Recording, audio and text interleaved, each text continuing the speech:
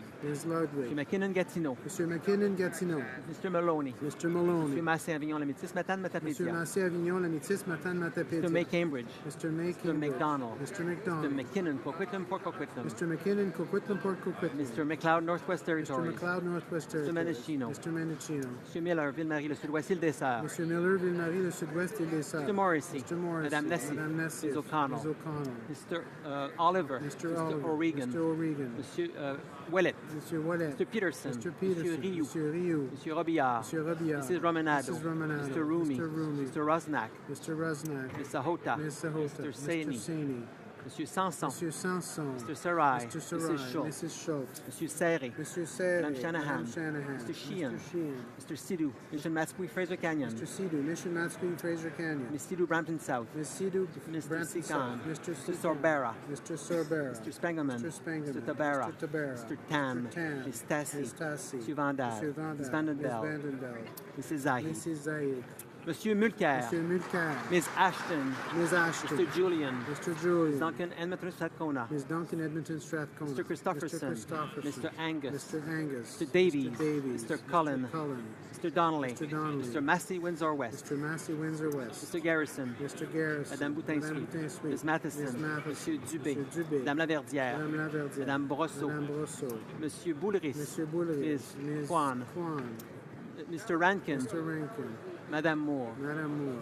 Mr. Stewart. Mr. Stewart. Monsieur Aubin. Monsieur Aubin. Monsieur Nantel. Monsieur Nantel. Monsieur Caron. Monsieur Caron. Monsieur Saganache. Monsieur Saganache. Madame Quash. Madame Quash. Monsieur Dussault. Monsieur Dussault. Madame Sans Souci. Madame Sans Souci. Monsieur Choquette. Monsieur Choquette. Madame Trudel. Madame Trudel. Mr. Blakey. Mr. Blakey. Mr. Weir. Mr. Weir. Ms. Benson. Ms. Benson. Mr. Stetsky. Mr. Stetsky. Mr. Cannings. Mr. Cannings. Mr. Johns. Mr. Johns. Ms. Malcolmson. Ms. Malcolmson. Mr. McGregor. Mr. McGregor. Ms. Hardcastle. Ms. Hardcastle. Ms. Ramsey. Ms. Ramsey. Ms. Jolibois. Ms. Jolibois. Ms. Blaney, North Island, Powell River. Ms. Blaney, North Island, Powell Madame River. Hughes. Madame Hughes. Monsieur Fortin. Monsieur Fortin. Monsieur Plamondon. Monsieur Plamondon. Monsieur Sainte-Marie. Monsieur Sainte-Marie. Monsieur Marcil. Monsieur Marcil. Madame Posé. Madame Posé. Monsieur Thériault. Monsieur Thériault. Madame Gill. Madame Monsieur Gill. Boudria. Monsieur Boudria. Ms. May, Saanich, Gulf Islands. Ms. May, Saanich, Gulf Islands.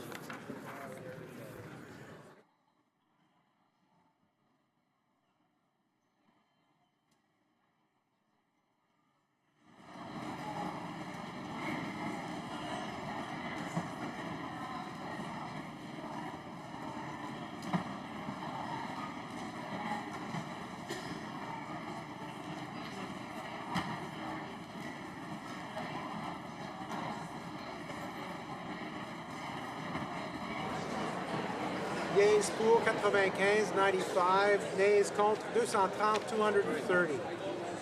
Je déclare l'amendement rejeté. I declare the amendment defeated. The day.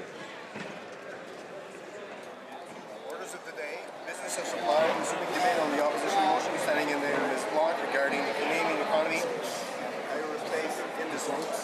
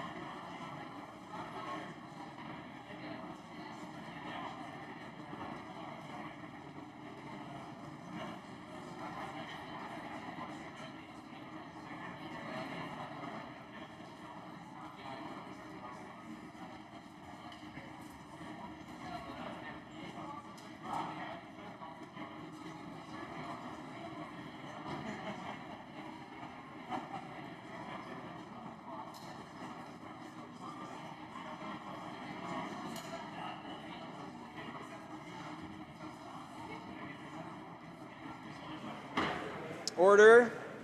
I wish to inform the House that because of the deferred reported divisions, government orders will be extended by 28 minutes. Order. I'd like to ask all honourable members who want to carry on conversations to make their way to their respective lobbies at this time. We're carrying on with orders of the day. When the House last took up this question, the honourable member for Toronto Danforth had 3 minutes remaining in the time for questions and comments. Questions and comments. Questions et commentaires. The honourable member for Spadina-Fort York. Members of the opposite side have been quoting from a July 2013 economic study from page 18 that identifies the economic impact as the airport, as currently configured, generates approximately 6,500 jobs both inside the operation of the airport and outside. If they read the full report, in fact, the other half of the page, what they would also see is the investment in transforming our waterfront has actually created 16,000 jobs, almost 3 times as many jobs for a smaller investment that's now required to expand the airport.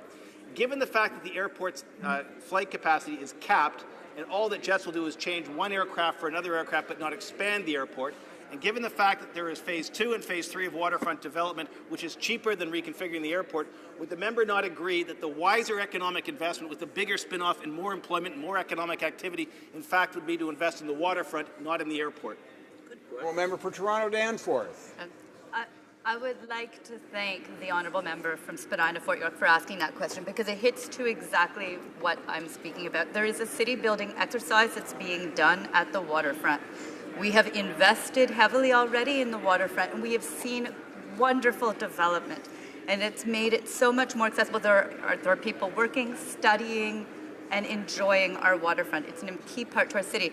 It's also a source of employment. And in fact, the next phase of water development looks at the Portlands. And in doing that, the potential is for 7,700 roughly person years of employment in that development project, in the construction phases. So there is a lot of potential, and we should be supporting that. Questions and comments. Questions et commentaires. Questions and comments. The Honourable Parliamentary Secretary to the Government House Leader. Yes, thank you, Mr. Speaker. And if I could maybe just to be a little bit more general in my approach in asking the question is that we do recognize the valuable role that the airports play in our society. And a very important aspect when you look at the potential of expansion is always to take into consideration what our community needs actually are. And to that degree, when we take a look at the Bishop, I know, and I've listened to the Parliamentary Secretary on a number of occasions talk about the community in which he is represented and reflecting just what's in the best interest from his perspective of his constituents and the community. And I'm wondering if the member might want to just reflect on how important it is when we see proposals being brought forward, that we let the shareholders or the stakeholders know in a timely fashion, and that's in fact what we have seen through the minister responsible. And if she just might want to provide some sort of a comment in terms of just how thorough this whole issue has been talked about over the last number of years, as the Parliamentary Secretary to the Prime Minister has already indicated. Great question. Honourable Member for Toronto Danforth. There has been very thorough discussion about the prospects of expanding the Toronto Island Billy Bishop Airport. And in fact, what we have seen is that the community is engaged in a city building enterprise. We have an international airport at Pearson, and as I stated earlier, I take no issue with the current configuration of the Island Billy Bishop Airport as we have it. But what we're talking about is expanding runways into our waterfront. It is not what the community wants, and it actually works against the work that we have been doing and in investments that we have been making to move forward. Resuming debate, the Honourable Member for Barrie, Springwater, Oro-Medonte. Thank you, Mr. Speaker. Today I stand in this House to offer the following in regards to the role of Bombardier as an economic contributor to Canada's economy. As outlined in the text of the motion devised by the member from Carleton Trail, Eagle Creek, Bombardier has demonstrated excellence through its ability to construct state-of-the-art aerospace and transportation products for domestic and international markets. Bombardier is not just in the business of creating airplanes and transportation solutions. They are supporting families through jobs, developing ideas, and encouraging growth within domestic and global economies. The focus of my speech today is on the effects of domestic regulatory decisions on the future of Bombardier and its C-Series project. On November 27th, Mr. Speaker, 2015, the Minister of Transportation destroyed the prospects of any expansion at the Billy Bishop Airport on Toronto Island.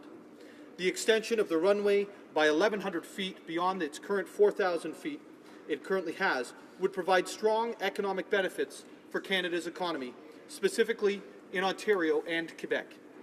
In fact, in Toronto alone, where the enhanced airport is to be located, the total economic benefit is over $2 billion and creates over 1,000 additional jobs. This is just the beginning of the benefits to our economy, as this does not include jobs related to the construction of the C-Series airliners. These jobs are located predominantly in Quebec and Ontario, with an estimated $2.3 billion purchase order, which is dependent on the expansion of the airport. Yet, Mr. Speaker, none of this was taken into consideration by the Minister, the Prime Minister, or by the government. Without ideals, without evidence, without opportunity for dissension, without a business case, without good information, this government cancelled the future jobs of thousands and thousands of Canadians. The only reason that's being floated to us on this side of the House is it's some sort of pet project for the member from Spadina, Fort York. Basically, the government made a decision regarding thousands of jobs, billions of dollars in economic activity, hundreds upon hundreds of families, competition in a market with significant inhibitors to expansion based on winning a couple of seats. You know, we, the citizens of Ontario, have heard this story before.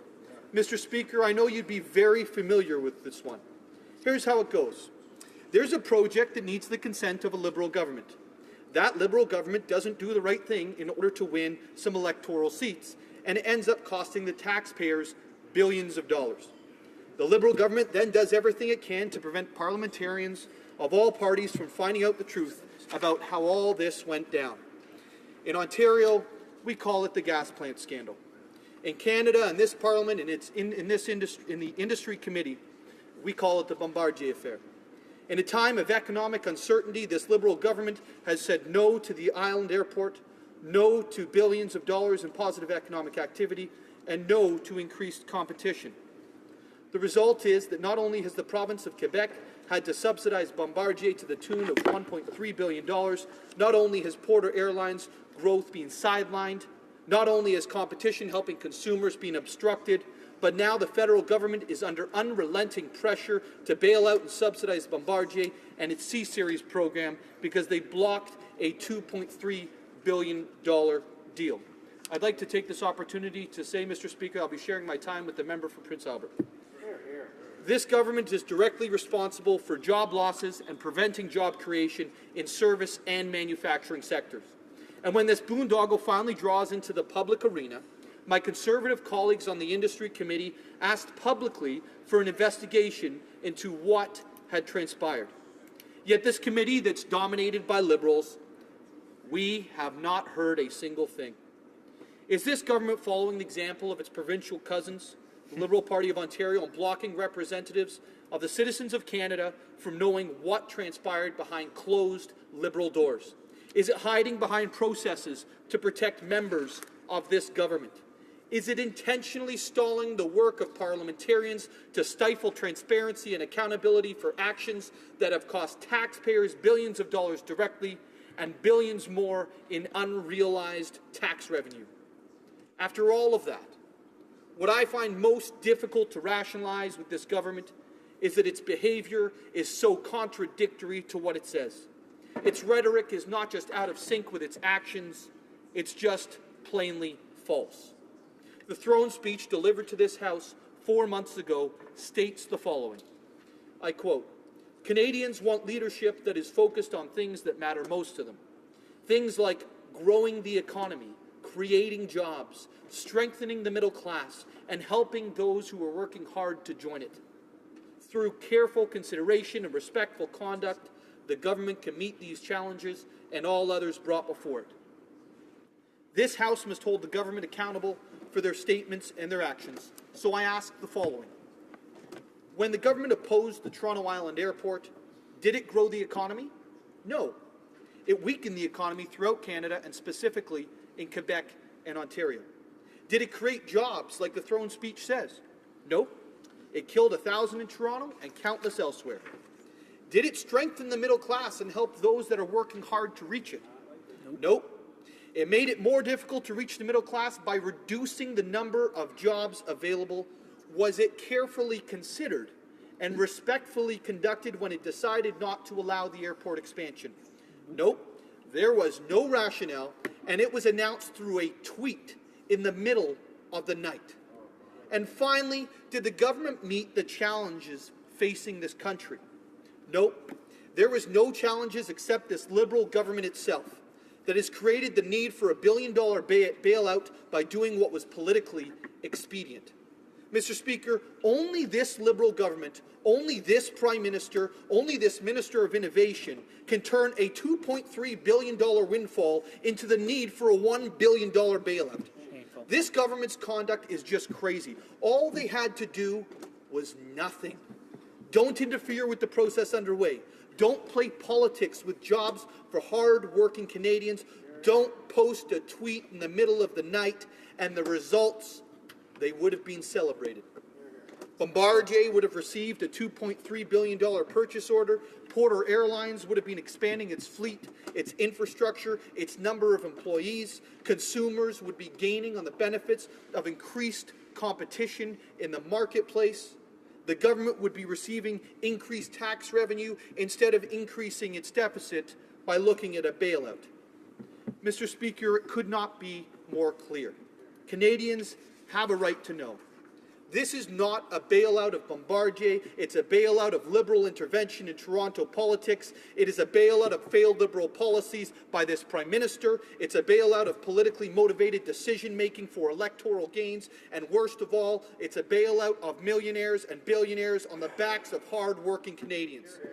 This Prime Minister should not be subsidizing millionaires and billionaires using the tax dollars of lower and middle-income Canadians.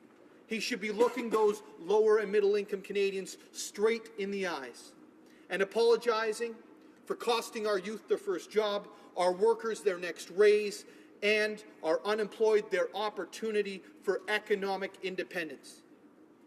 Mr. Speaker, I stand before you today speaking in favor of this motion, not to support one airline over another or one airport over another or even one sector over another.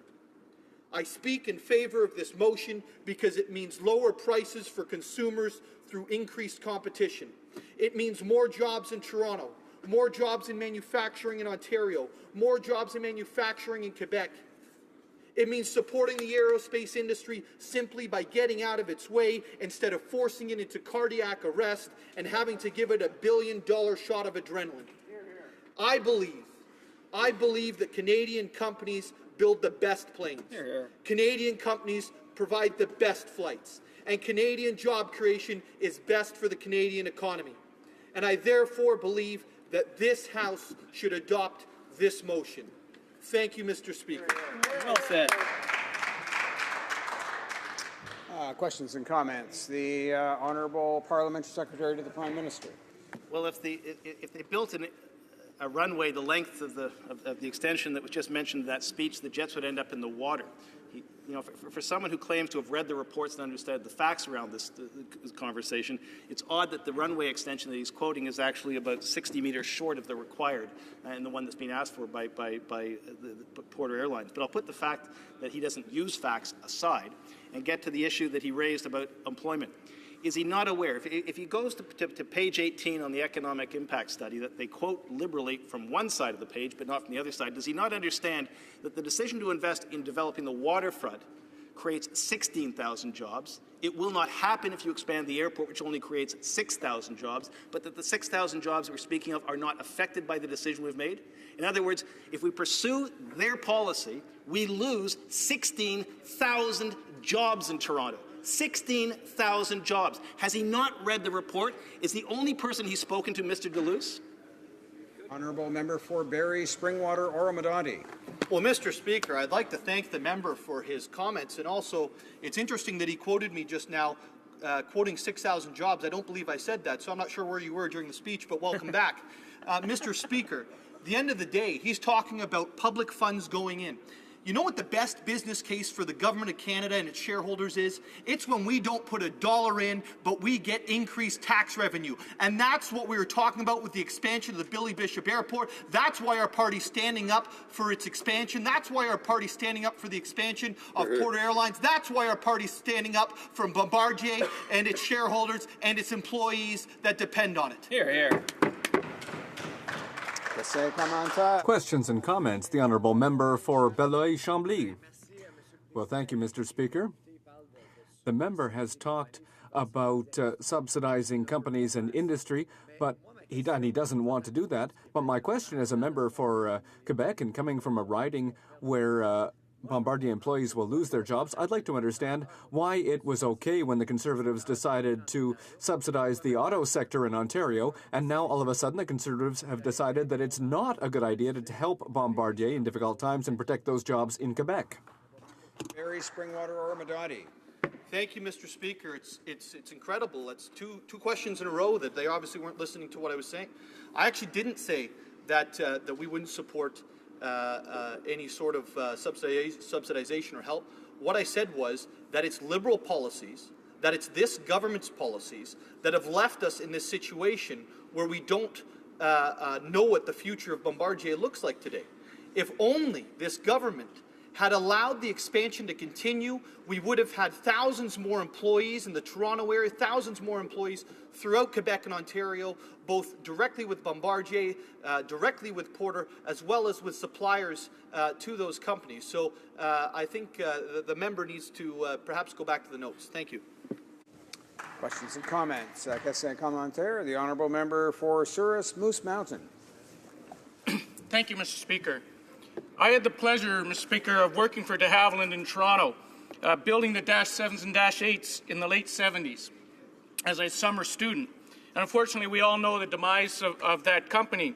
The Dash aircraft is commended for its STOL technology. And because of this, it also allowed for the expansion and the utilization of the Billy Bishop Airport. Since that time, which is over 40 years, the expansion of the Toronto skyline along the waterfront has been exponential, and the economic benefit has been exponential. I'm wondering if the member could further give us some indication, as we talk about the expansion of that waterfront, how the jobs not only creating the runway, but also the expansion of the skyline will be. Honourable Member for Barrie, Springwater, Oromadati. Thank you, Mr. Speaker, and thank you to the Honourable Member for the question. Mr. Speaker, as far as I can see it, these things will be going hand in hand. And obviously, as there's increased infrastructure in the area, it will also increase the need and demand for housing, the demand for commercial space, the demand for industry down there as well. So certainly I think these are things that go hand in hand in terms of the expansion of the airport as well as the development of the waterfront. Thank you, Mr. Speaker. Resuming debate, the Honourable Member for Prince Albert. Well, thank you, Mr. Speaker, and I'd like to thank my colleagues for this great motion moving forward. You know, Mr. Speaker, I think there's a lot of things that we could talk about on why this should actually be considered and looked at to move forward on, but I'm going to just highlight on a few things. And the first thing I want to talk about, Mr. Speaker, is the process itself was used to say no. You know, we heard about the midnight text, we heard about how things were done behind closed doors. You know, this is coming from a government that said that it wouldn't do things that way, that it would hold consultations. In fact, when we talk about TPP, we're going across the country holding consultations after consultations after consultations because of the importance of that type of agreement. Well, this airport expansion isn't just Toronto. You know, Mr. Speaker, I had the pleasure of flying into Billy Bishop, and what a great name for an airport, Billy Bishop. I think it was just, when you say that name, it just rings off your tongue. It's a great little airport. It really is. You know, I joined a flight here in Ottawa to Toronto, and I sat beside a new friend, Scott from Moncton, who's going to the Prospectors and Developers Conference in Toronto. And he was telling me, like, he's this prospector that does business in Toronto. Of course, we all know Toronto is the mining capital of the world.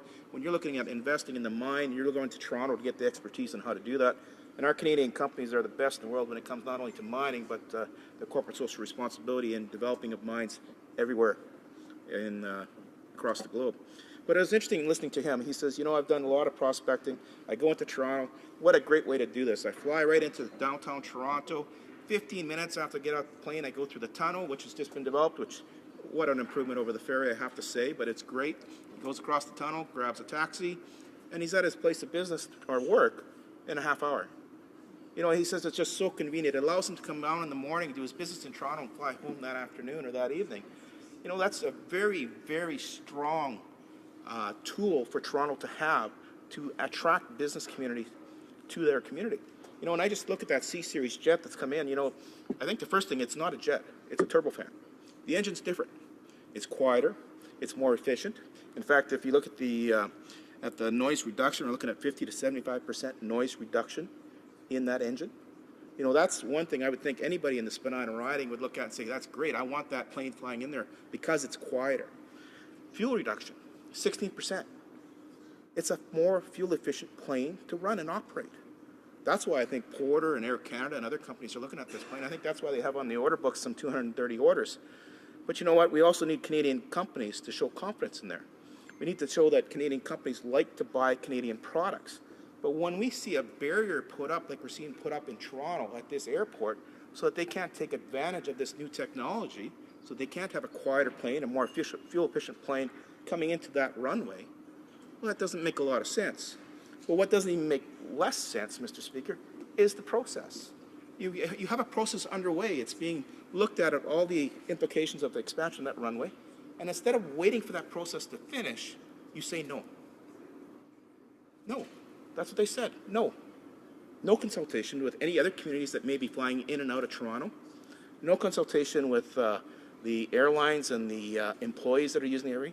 No consultations with the businesses outside the Spadina riding. What we got here is a classic NIMBY. But you know what? This is an asset. When you look at this area, you know, this airport used to handle about 26,000 people. Now it does 2 million people a year.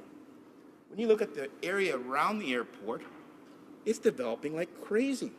That airport is not a hindrance. In fact, some people would tell you I'm living in that area because I'm close to the airport. That airport is important for me. So why wouldn't we get them the opportunity to fly in the latest and greatest aircraft? So if we look at the options that we're putting in front of Canadian travelers with this new C-Series jet, it actually is something that should be strongly considered and shouldn't be discounted in a midnight text. You know, Mr. Speaker, we've seen this government do a few things that really make you scratch your head. You know, when you look at processes that are put in place to help decide whether we should go forward, whether it's with a pipeline, whether it's with an runway expansion, you put together a process that is actually arm's length from government so that no political decisions can be made based on partisan politics. It's based on the merit of the project itself. We have a tripartite agreement here, 3 parties that actually would look at this project and decide whether this should go forward. They agreed on the study was in process, and then the one party says no, based on partisan politics. And that's what's really scaring me when I talk about energy pipelines. When we're looking at getting energy to the East Coast or to Petronas in BC, which we heard in question period today, you know, instead of having a process that lays out the rules that, okay, if you want to build a pipeline, you have these 99 recommendations that you have to follow before you can agree to it. That makes sense to industry. It's bankable. It says, okay, this is what I have to do in order to meet the requirements to build this pipeline. But when you add at the end of that process this, not only will you have to do those 99 things, now I'm going to make a partisan decision. It's going to come back into politics, and then we're going to decide on the final yay or nay. How does that work? What is the decision factor at that point in time? You go through it as a business, you spend $12 billion, you meet all the requirements that have been laid out in front of you, you keep meeting new requirements, they throw more requirements at you, and then you find out that, you know what, unless you take a few people in cabinet out for lunch or dinner, you may not get it. And that puts our cabinet ministers in a horrible position. It puts companies in a horrible position. It takes the process, which is very simple and straightforward, and it pollutes it. And that's what this government has been doing. And it's really disturbing because any type of governance would say you would not do this, but they're ignoring that. And I find that really disturbing. You know, I talked a little bit about Canadian companies must show faith in Canadian companies. And whether it's buying oil from Alberta into Quebec and Eastern Canada, or whether it's buying jet planes that are going to be flown across Western Canada, you know, this C-Series jet I'm actually pretty excited about because in Prince Albert, this might be the ticket to actually having a commercial carrier coming into Prince Albert and actually flying out of Prince Albert. Maybe, maybe not. Economics will decide it, as it should. If I look at Saskatoon and Regina, Winnipeg, the range of this jet will actually have the opportunity for those flights to actually come into downtown Toronto. That's something we don't have with the existing aircraft of today. So if I look at Toronto and you look at the potash sector in Saskatchewan, wow, these guys are filling up planes every week going back and forth from Toronto to Saskatoon, and they're based out of downtown Toronto. Now, if they can fly in and out of Billy Bishop, wow, that's pretty exciting for them. Just think of the time savings that they'd have. Just think of the time they'll have with their families because they're not sitting in an airport or a subway or a taxi. This is a very important key economic activity and tool that is important for the entire Canadian economy. You can't just look at the NIMBY effect and say that's how we're going to make our decision. You have to look at all the pieces of the puzzle, and then sometimes you have to make a tough choice. You have to recognize the fact that sometimes you will not please everybody. Somebody's going to be upset. That's the thing about governing. That's the thing about tough choices. And I think the government over there is very naive, thinking that they can just increase the number of times you talk to somebody that they'll somehow change their mind. A lot of cases, their mind's already made up. All they're doing is they're playing you for fools. And you're delaying projects in such a way that the people that are backing those projects just no longer can financially afford to continue going through the process. So, Mr. Speaker, I think I'll wrap up my speech at this point in time with that point. This is a process that should have been sought through. It should have been recognized as a process that would come to some sort of result and then brought forward. It was cut short. It was cut by partisan politics, and it was cut by NIMBY. And it does the Canadian economy no good. It does the City of Toronto no good. It doesn't do any of the communities that fly in and out of Toronto no good. And for what? You tell me. Thank you, Mr. Speaker. Questions and comments. The Honourable Parliamentary Secretary to the Prime Minister. Well, another lecture about process. So let's go through the process that was not followed. The City of Toronto agreed to study the proposition if 25 conditions were met. And the Port Authority said, we will not do that. And they proceeded in defiance of the parameters agreed to by the City and City Council. The environmental assessment was not to be proceeded with until such time the two parties could agree on a cap on users at the airport that respected the planning criteria that was defining how much traffic could get in and out. It had nothing to do with noise, had nothing to do with whether you liked the airport, had nothing to do with anything other than the physical constraints on an airport that is a one single two-lane road accessing it. The Port Authority refused to comply with those parameters. And in 5 council meetings since the Port Authority has been party to this process, City Council's had in front of it the question of whether or not it wanted to go ahead with this proposition. And 5 times the City Council refused to take that position. But on the issue of process as well, Mr. Deleuze has not registered as a lobbyist. Porter Airlines has not registered as a lobbyist, despite the fact he's been up on Parliament Hill talking to individual members of Parliament and to ministerial staff. He has not obeyed the rules. How can your party advocate for a lobbyist and a private interest that refuses to obey the laws of Canada? Where is the shame in your party in standing up for a private individual who will not obey the rules of Parliament? Good job. I'll ask the honourable member again to direct his comments through the chair. There is a reason for that, actually, and what it does by directing it and talking in the third person to other honourable members, we avoid references that can become personal and then lead to potential disorder in the House. The honourable member for Prince Albert. 40 billion reasons not to take advice from that member of that party, and that's $40 billion that went missing some years ago in Quebec. You know, if I want to get on the record, Mr. Speaker, in April 2014, the Toronto City Council voted unanimously to adopt a city staff report that allows the city, the Toronto Port Authority, the federal government to negotiate conditions for proceeding for Porter's proposal to add jet service and extend the runway at Billy Bishop Toronto City Airport. If you look at that, that's unanimous support to proceed with a process. And this is a process that the minister cut short in a text. A text. He didn't even have the courtesy to do it in public. He does it by Twitter. I rest my case. Some comments. Question, commentaire. The Honourable Parliamentary Secretary to the Government House Leader. Yes, Mr. Speaker, and I think that the member needs to be a little bit more transparent in terms of the reality of the situation, where you have a government that has taken a very proactive approach in terms of, the resolution deals with industry. It deals, the government has been dealing with the industry. This resolution or the motion deals with the airport and the potential request of an expansion, and the government has been very straightforward in terms of its positioning on that. What we're seeing is a very transparent and open government in terms of the whole issue. And at the end of the day, what's happened is we have seen through questions and answers, I think, an opportunity for Canadians to really get an understanding why it is the government took the position that it has on the issue. He seems to be offended by a tweet. I remember, the former Prime Minister being overseas when he made the off-the-cuff decision, I'm going to reduce the old age pension or increase the age from 65 to 67. And it might have been Twitter. I'm not too sure exactly how it came down the pipe, but it might have been on that napkin handed over. Who knows? But at the bottom line is the government of Canada has been fully transparent on the issue. Would he not at the very least recognize what it is that I believe is the majority of the citizens in the affected area truly want, and ultimately the economics of it make a whole lot of sense? For Prince Albert. Well, again, Twitter. Seriously, Mr. Speaker, Twitter. That's all you're going to do your announcements from now on? Come on.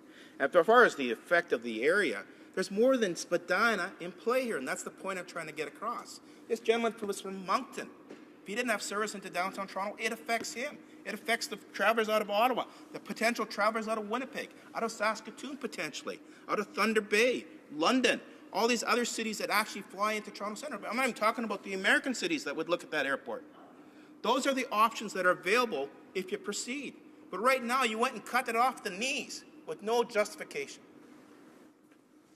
I remind honourable members again to direct their comments through the chair. Resuming debate. Please the débat. Oh, pardon. Just before we do that. Thank you so much. It's my duty pursuant to Standing Order 38 to inform the House that the questions to be raised tonight at the time of adjournment are as follows. The Honourable Member for Calgary-Nose Hill in respect to immigration, refugees and citizenship, the Honourable Member for Vancouver-Kingsway regarding international trade, and the Honourable Member for Sherwood Park, Fort Saskatchewan, in respect to foreign affairs. And now we'll go to resuming debate. Reprise de débat. Resuming debate, the Honourable Member for Belleuil-Chambly-Mercier. Thank you, Mr. Speaker. I thank my colleague for this great welcome.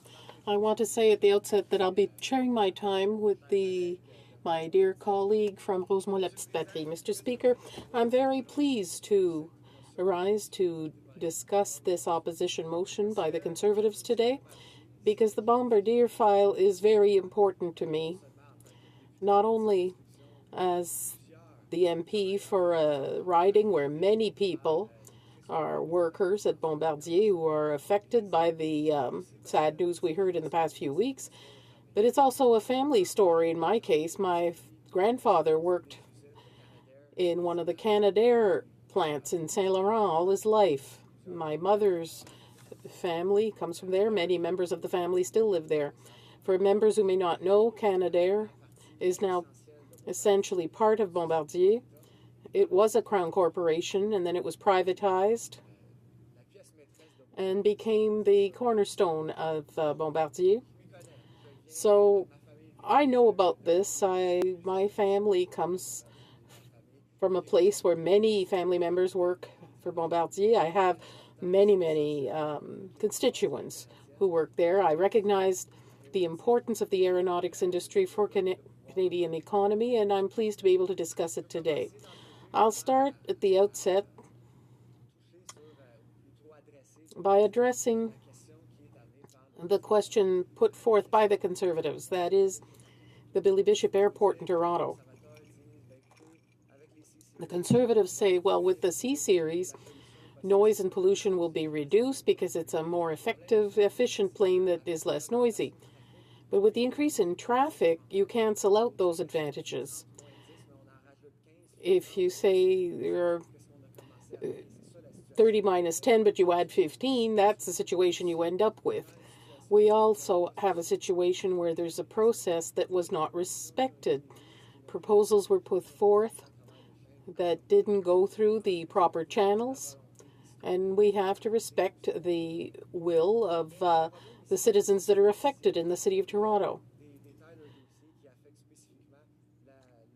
But beyond the file that affects the Spadina residents or Toronto in general, this demonstrates to what point the Conservatives can be ridiculous sometimes, because this is a party that did not hesitate at all in 2008 to help the auto sector in Ontario. We understand the importance of that. It's not to pit one industry against another, but all of a sudden they seem rather chilly toward the idea of helping an industry that is so important for the economy of Quebec and for all of Canada. That is the aeronautics industry. It's unfortunate to see that that will is not present here today. Saying that one airport will solve a very complex, difficult issue, when you're talking about having a real aeronautics strategy, that shows very simplistic solutions to very complicated, serious problems. And I find that unfortunate, because we're in a situation here where many people are paying the price. People will lose their jobs. Why? Because we have a government that was in place for 10 years and did nothing to help the aerospace industry, especially the manufacturing sector at large. So I see a lot of hypocrisy in this motion, because after all, we're talking about supporting Bombardier, supporting an industry, and addressing it by one single airport is no solution. But our criticism of the Conservatives doesn't mean that we give carte blanche to the current government, because this is such an important industry for the Quebec and Canadian economies.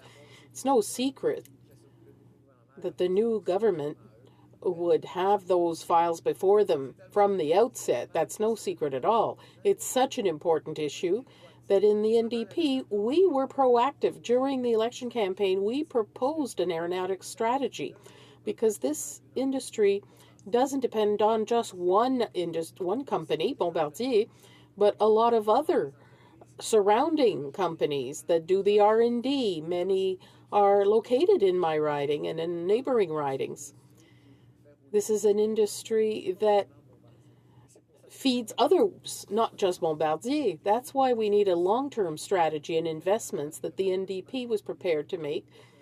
But the Liberals, unfortunately, did not do so, and that's the beginning of the problem.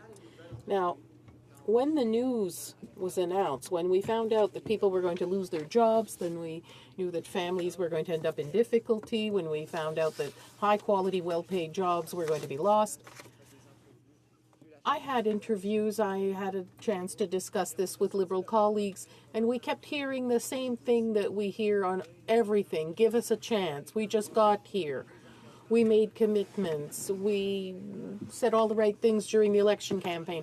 Mr. Speaker, if you look at the U.S. policy, we often say, and I understand, American politics are very different than Canadian politics, but we look at presidents, and if they haven't accomplished anything after 100 days, it's said they will never do anything during their mandate. The first 100 days are essential or crucial.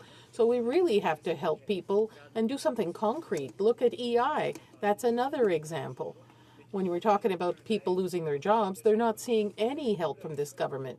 With all due respect to the transport minister and his background, we respect him a great deal. We know he's accomplished a lot. He's a great Canadian. But when we hear him in the House say, well, listen to the good news, we hear him here say, I went and rode on a C-Series. This is completely disconnected from the people who lose their jobs. It's ridiculous. And someday they'll have to get over this. The election campaign is over. These people need help now. This is the time to do something. not just tell us what they said during the campaign. They need a proposal. What's the simplest thing? Well, it would be to provide a subsidy to the company, sit down at the table and start doing that job. So in that regard, it's very important to point out how much funding is involved here, because Canadians have questions about that. It's their money after all.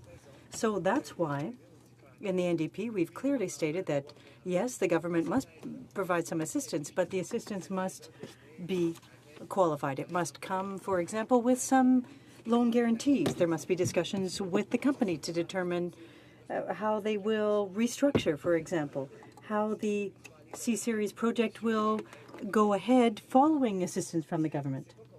So it's not complicated, Mr. Speaker. We can provide assistance, and that assistance must have strings attached, as we would say in English.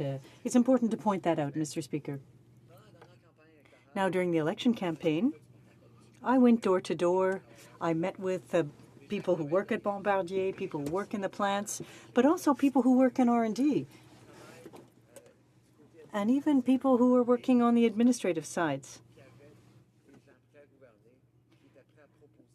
We didn't see there was something that was coming forth in terms of a strategy. We were there with a strategy. We had one.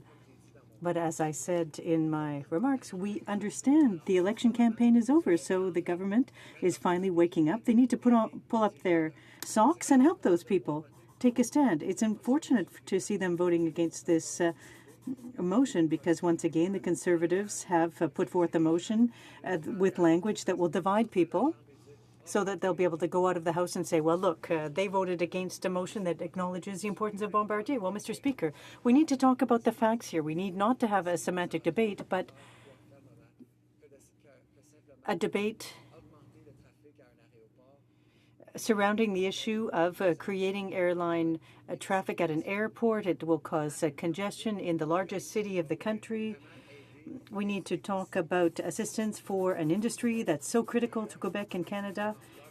But, Mr. Speaker, over the past 10 years, they took action so that we wouldn't end up in the situation that we are in today. Now, in conclusion, Mr. Speaker, I'd like to say that workers in my riding and across Quebec who are affected by the sad news that came out can count on me, but they can also count on our caucus in the NDP, because we will be there to take a stand, not just for Bombardier, but for all important issues, because the Liberals and the Conservatives are simply not listening on these important issues. So I'm very proud of being a part of a team that listens, that will put forth a real plan to help an industry that's as important as this one, an industry that is so important for me because it's my friends, my family, my people in my riding working there. And so I'm very proud to have had this opportunity to share this with you, Mr. Speaker, and I'm offering my full support to all of my constituents today. Thank you. Questions and comments? Questions et commentaires? The Honourable Parliament Secretary to the Government House Leader. Thank you, Mr. Speaker. And the member makes reference to the industry, and as such, all my question will be based on the industry. We take a look in terms of the impact over the years on the aerospace industry in the last decade. It has been fairly negative in terms of not necessarily recognizing the potential of the aerospace industry here in Canada.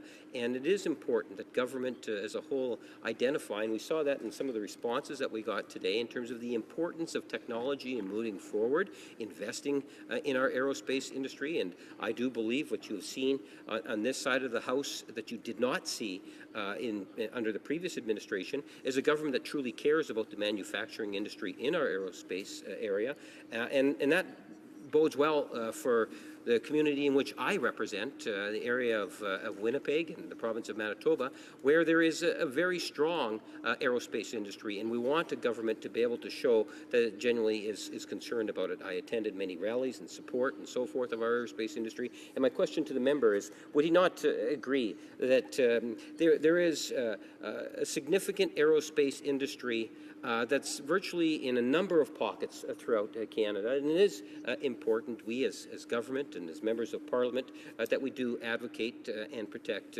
the industries in which we can actually build upon creating jobs into the future. The honourable member for Belleuil-Chambly. Well, thank you very much, Mr. Speaker. Well, if he's listening to the industry, then why not propose something? Why didn't they put forth something to help that industry during the election campaign? It's something that the Liberals remain silent on, and it's something as well that brings up more questions for me. An issue such as Bombardier.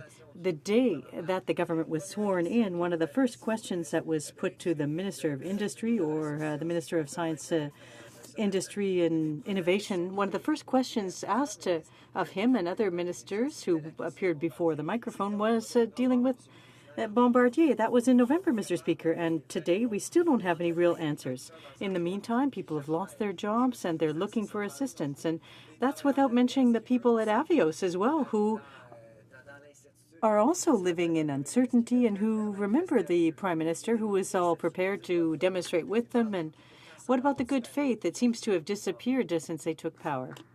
The honourable member for Louis Saint Laurent. Well, thank you very much, Mr. Speaker. I'd like to salute and congratulate my colleague for his interesting remarks, especially with respect to his roots and the fact that he represents people who, in his riding, who worked for Canadair, Bombardier. In 1986, the government under Brian Mulroney decided to privatize it, and the Quebec Bombardier that purchased it for about the same amount that the company was worth. And subsequently, we know that a few years later, Bombardier completely reinvented the world of aviation with the RJs. So my comment or my question is this, Mr. Speaker. Do you know that the C-Series, for it to work, they have to sell aircraft? Here's a Canadian company, Porter, that's prepared to buy 30 of them. But in order to do so, those aircraft need to be able to land at the airport. And it wouldn't cost the government, the federal government, a cent to allow Bombardier to proceed with that. So, Mr. Speaker, we know that assistance to Bombardier, and we're going to see what the government will put forth, but we know that in Quebec, the government put forth a proposal that was criticized by the opposition parties, so we have to wait and see whether or not they'll agree with that proposal. But why oppose a proposal that won't cost a cent, won't cost taxpayers a cent, and it'll enable Air Bombardier to sell aircraft?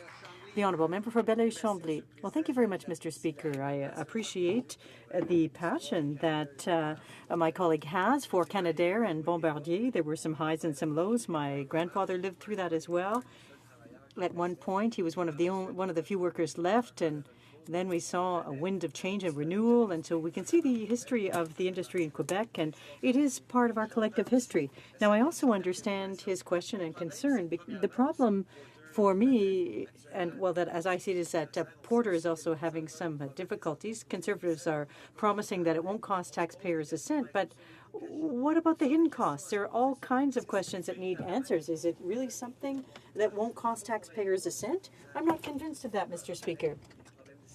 When we look at the air traffic, for example, that could have hidden costs. Those aren't always financial costs. But at the end of the day, Mr. Speaker, what we deplore here is that it's not the magic solution. The government needs to take a stand and finally say yes or no if it's going to provide some assistance to Bombardier. My colleague referred to what happened in Quebec. We're very much aware of the fact that taxpayers are concerned about their money that needs to be respected.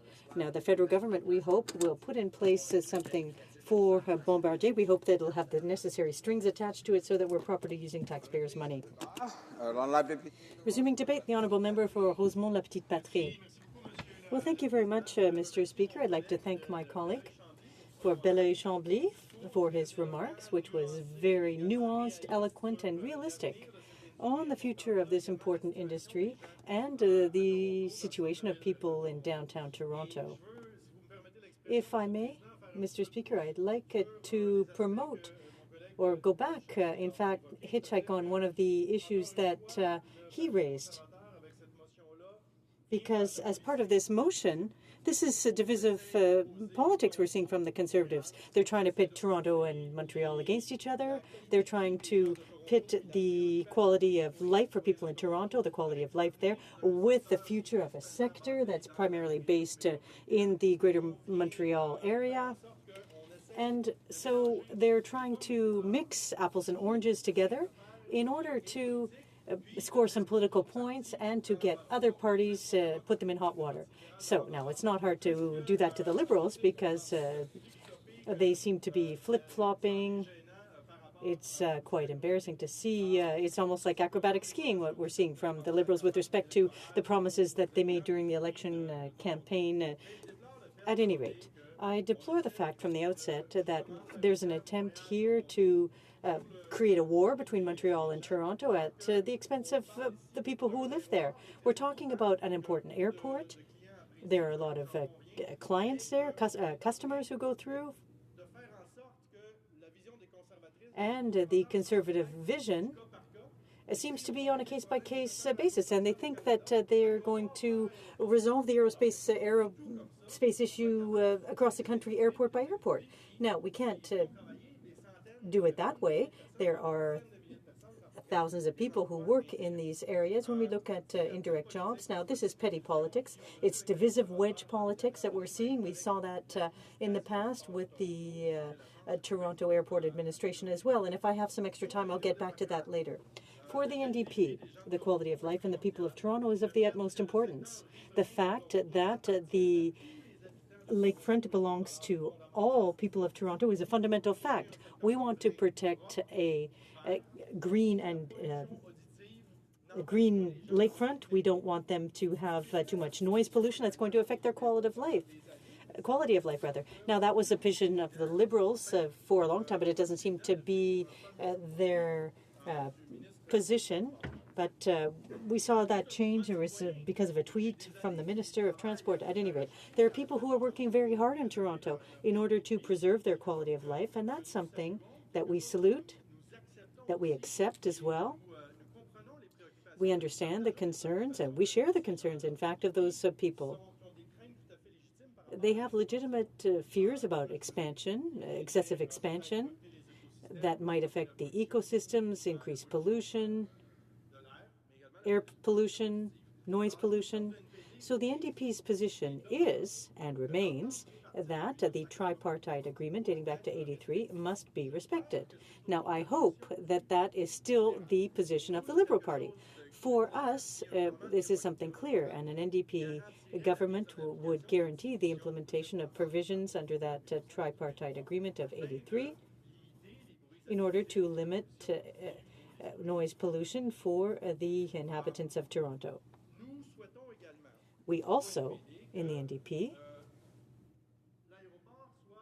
want the airport to be the responsibility of the City of Toronto, not the Toronto Port Authority, as it is currently the case. Why is that? Because both the Liberals and the Conservatives, for years, are playing partisan petty politics by putting political donors at the head of that administration.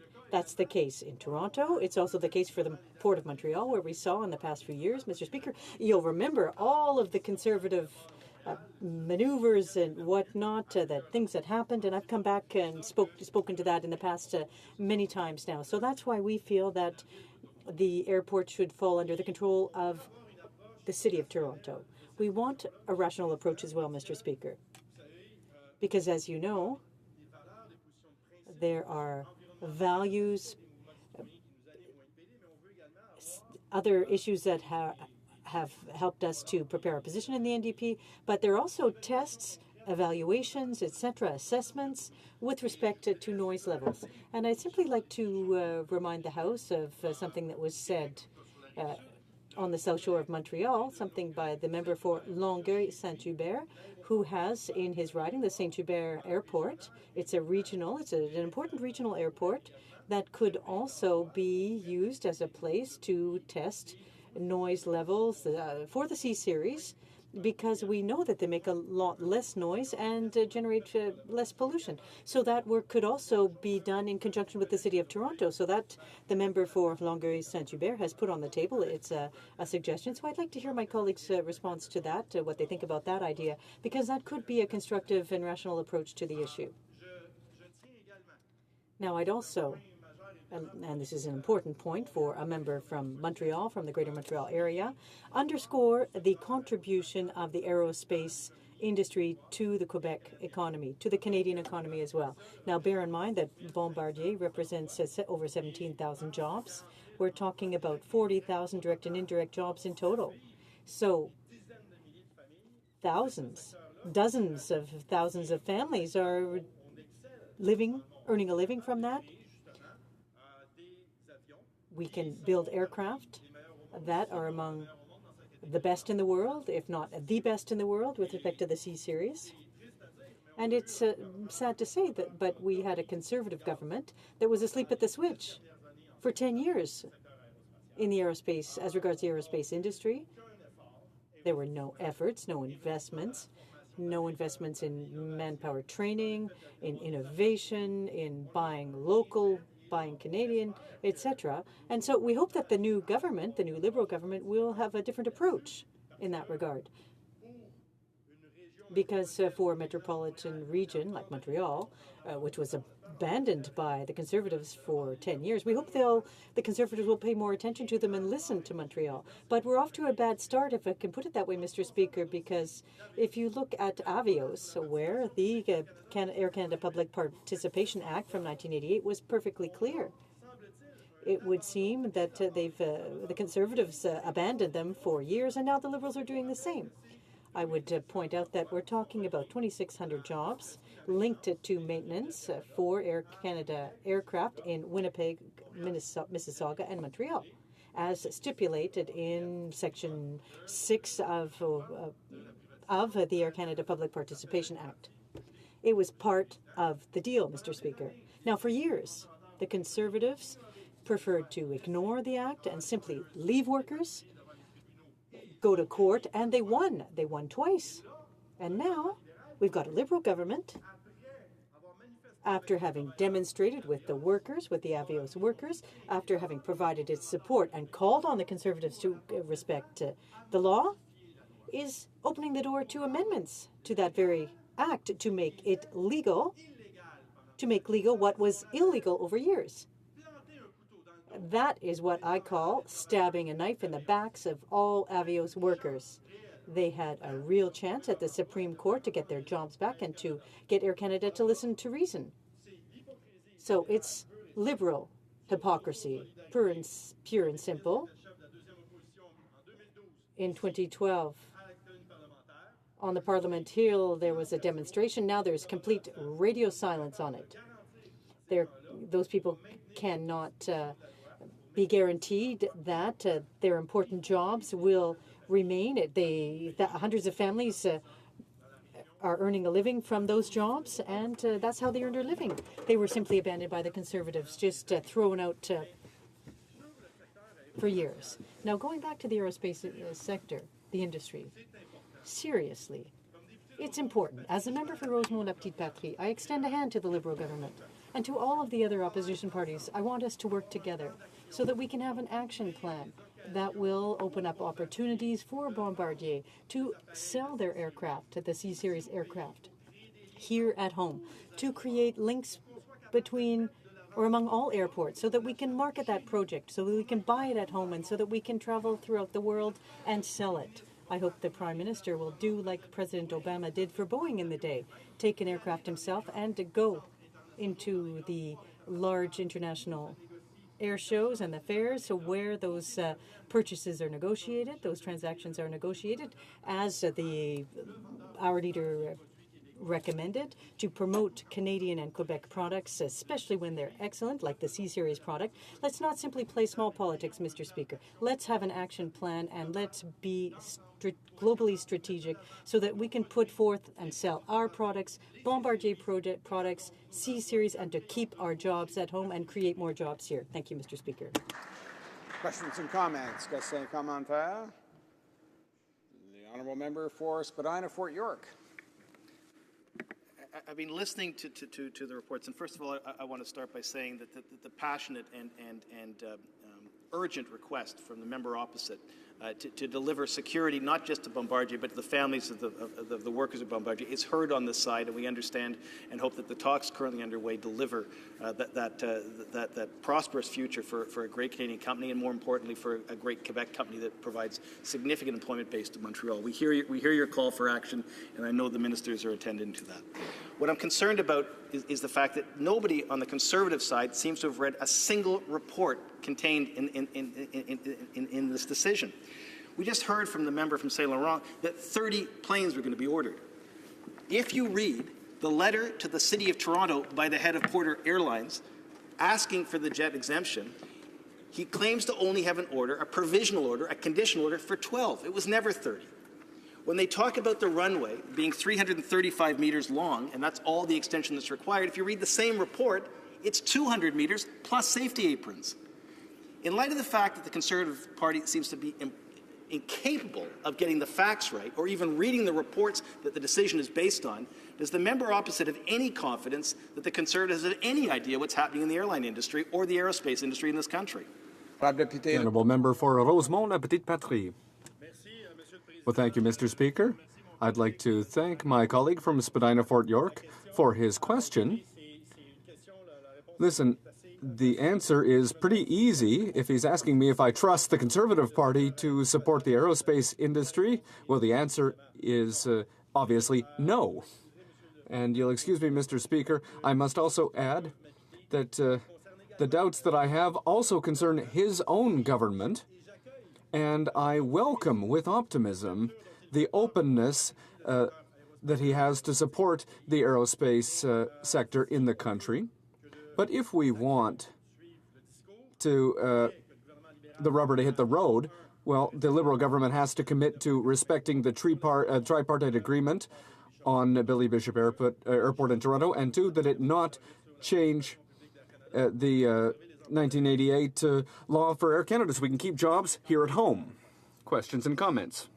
The honourable member for Belleuil-Chambly. Thank you, Mr. Speaker, and I'd like to thank my colleague for his question and for all the work that he's been doing for 5 years now to defend the workers of Bombardier and Avios, workers in Quebec who have been left behind by the Conservative government, and unfortunately, if things keep going the way they are, they're also going to be left behind by the current Liberal government. But I'd also like to go back on the comments by the colleague from Longueuil-Saint-Hubert. I'm very familiar with the file on this airport and the concerns raised by citizens concerning development of this airport. And I think that there's a parallel here, because the problem is that we need to respect the will of local people. And that's what should be done in Saint-Hubert. It's what should be done in Toronto as well. And unfortunately, that's not the Conservatives' way of looking at things. But going back to the airport in Saint-Hubert, which is very near my riding, it's a neighboring riding. This goes back to something that I brought up in my own speech, which is that too often we hear arguments from people who don't want to support the industry in Quebec, who will say that this is just a bailout for Bombardier. And maybe my colleague can speak to this. There are many businesses that depend on this. It's not just Bombardier. There are thousands of workers in Quebec who depend on this industry. Maybe I'd like to ask my colleague to speak to that. The honourable member for Rosemont, La Petite Patrie. Thank you, Mr. Speaker, and I'd like to thank my colleague from Belleuil-Chambly for the question. And he's on the South Shore of Montreal. He's very familiar with the issues linked to jobs in the aerospace sector, because many of his constituents earn their living in that sector. And he's brought up an extremely important point where the federal government has a role to play in supporting an industry that is a high-technology industry like Bombardier. They decided to support the automobile sector in Ontario a few years ago, and this is exactly the same kind of investment, a reasonable, responsible investment, where taxpayers are going to get a return on the investment, a return on their money, and it's not just throwing money out the window. But it's clear that this doesn't affect just Bombardier. It affects the entire sector of small and medium-sized businesses that affect Bombardier's capacity to produce its planes. So there's an entire industrial sector there that we are very proud of. We need to continue to support. The honourable member for York Simcoe. Merci, Monsieur le Président. Thank you, Mr. Speaker. I'll be sharing my time with the honourable member for Charlebourg, Haute-Saint-Charles. My constituents care about the future of Billy Bishop Airport in Toronto. Our riding, York Simcoe, is in the Greater Toronto Area, and what happens at Billy Bishop Airport will affect how much choice and competition there is in air travel for my constituents. With more choice and competition, meaning lower prices, and more options if they travel, it may even, for many of them, make the difference in whether or not they can afford to travel. And what's more, the Liberal government decision to block the new Bombardier C-Series planes will also directly affect many of my constituents who do work at Bombardier. My constituents do not understand why this Liberal government is blocking the growth of GTA jobs. They want the government to reverse their decision and allow the Billy Bishop Airport expansion plans to proceed. Currently, the airport is responsible for some 6,500 jobs. Some who live in my riding enjoy some of those jobs. $385 million in wages and over $2 billion in economic output result from the airport. It's also a major contributor of taxes to the City of Toronto and the federal government at approximately $71 million per year. However, what we've seen from the Liberal government is not an approach of using decision-making to create jobs, but rather we've seen spending decisions by this government and growing deficits that are dragging down the economy. And instead of fighting to grow employment in the GTA, this government is rejecting an important airport expansion that would see more jobs brought into our area. And while the government says it needs to spend billions to create jobs, with their cancellation of the Billy Bishop expansion, they're killing $2 billion in contracts with Bombardier, yet without spending a single dollar of taxpayers' money, they could reverse the decision to halt Billy Bishop Airport expansion and create significant economic activity and job growth. Now, this government talks about evidence-based decision-making, but they rejected the proposal before they even had the evidence. They cancelled before they could consult with the City of Toronto, which had already begun preparing 3 reports that included a full environmental assessment, an airport master plan, and a runway design plan. Instead of taking the time to look at all the information that they would have had before them, this Liberal government has chosen to ignore any evidence and is moving strongly, straight away, to kill GTA jobs and choices for Toronto area travellers, tourism, and businesses. The decision is pure ideology, and in this case, an anti-C-Series ideology. Consider this. If the Government of Canada says the C-Series planes have such a negative impact that they can't be allowed to fly into Billy Bishop Airport in downtown Toronto, why would anybody buy that plane? The negative impact on Bombardier will go well beyond the $2 billion in lost sales to Porter. Other potential purchasers will take note. And, of course, the competitors, Boeing, Airbus, and Embraer, will be out telling that story to potential aircraft purchasers. They will be telling prospective purchasers that the C-Series is so loud that the Government of Canada won't allow it into downtown Toronto. With what they do and what they say, watch what they do, not what they say, is what those competitors will tell prospective purchasers. Don't listen to what the government says, as the Transport Minister said today about what a great plane it is. Look at what they actually do with their decisions, and that's how you should judge them. Yes, they are making claims, Bombardier, is that the jets will be quiet, but their own government does not believe it, and that's why they aren't allowing them to fly into the only airport in the City of Toronto. And then, for good measure, the other plane manufacturers will also say that C-Series can't be trusted on safety. The opponents of C-Series flights, they say, raise significant safety issues. And you know what? The government has agreed with those opponents and banned the C-Series jets from the only airport in the City of Toronto. And the opponents of the C-Series flying into Toronto said the jets would pollute so badly that they would cause health problems for local residents. Now, apparently, the Government of Canada agrees with those residents, those opponents, and those selling jets for other manufacturers will be pointing that out to any prospective purchasers, that is the opinion of the Government of Canada on these C-Series jets. In fact, that's not the truth. The C-Series jets are a great Canadian innovation. Using advanced composite materials, they're fuel efficient, clean and quiet, with a design that's passenger friendly. Bombardier claims it's a highly reliable plane, but the Liberal government is siding with those who have been campaigning against them, saying that they're too dangerous for Toronto. Bombardier says that the C-Series is 20% less carbon emitting than the competition and emits 50% less nitrogen dioxide than the competition does. But the Liberal government has agreed with those who say it pollutes too much for Toronto. Bombardier says that the C-Series is the quietest plane in its class and even quieter than the smaller turboprops. But the Government of Canada instead agrees with those who say it is too noisy for Toronto. The brand damage that is being done to the C-Series by the Liberal government decision to keep them out of the only airport in Toronto is so great that likely no subsidy to Bombardier can rescue it. No matter how big, it can't save the C-Series. The only thing that could actually save the C-Series costs nothing. It's a reversal of the ideological decision to block the C-Series from Billy Bishop Airport. As a former international trade minister, I have experienced a bit about the international market for planes and how it works. It is a fiercely competitive market, and governments are heavily involved in it. It's very aggressive, the marketing is intense, and it is important that you have your government behind you when you're trying to make sales. Purchasers will judge the acts of governments when they make those decisions. And in that fierce market, a vote of non-confidence from your own government, a decision that your planes are too dangerous, too noisy, and too polluting for the only airport in the biggest city in your country, that decision made here by the Liberal government is devastating. And it's impossible to explain away. The only way to explain it away is to acknowledge that there's no evidence or no basis for that decision, that you didn't really have any evidence that they were noisy or that they were dangerous or they were polluting. Never mind that that was the basis of the objections to it, that you just made the decision anyhow for some other abstract political reason.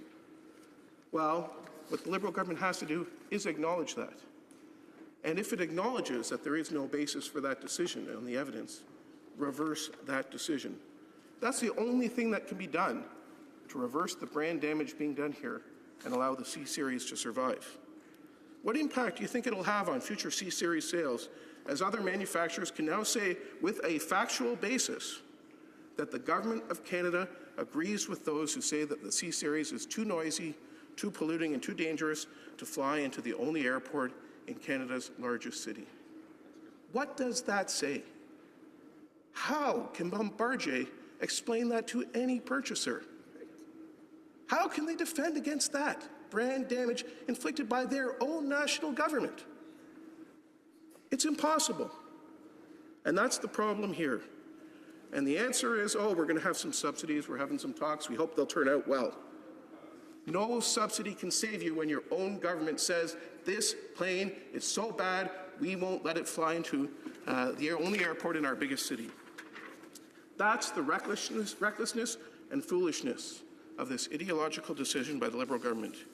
It will cost jobs in the GTA, it'll cost jobs across Canada. You know, a few weeks ago, I rose in this House to ask the Minister of Transport why the government had chosen to attract Toronto's economy and jobs in the vulnerable aviation sector. His response was that Air Canada had decided to buy some C-Series jets from Bombardier, and this was great news for Bombardier in Quebec.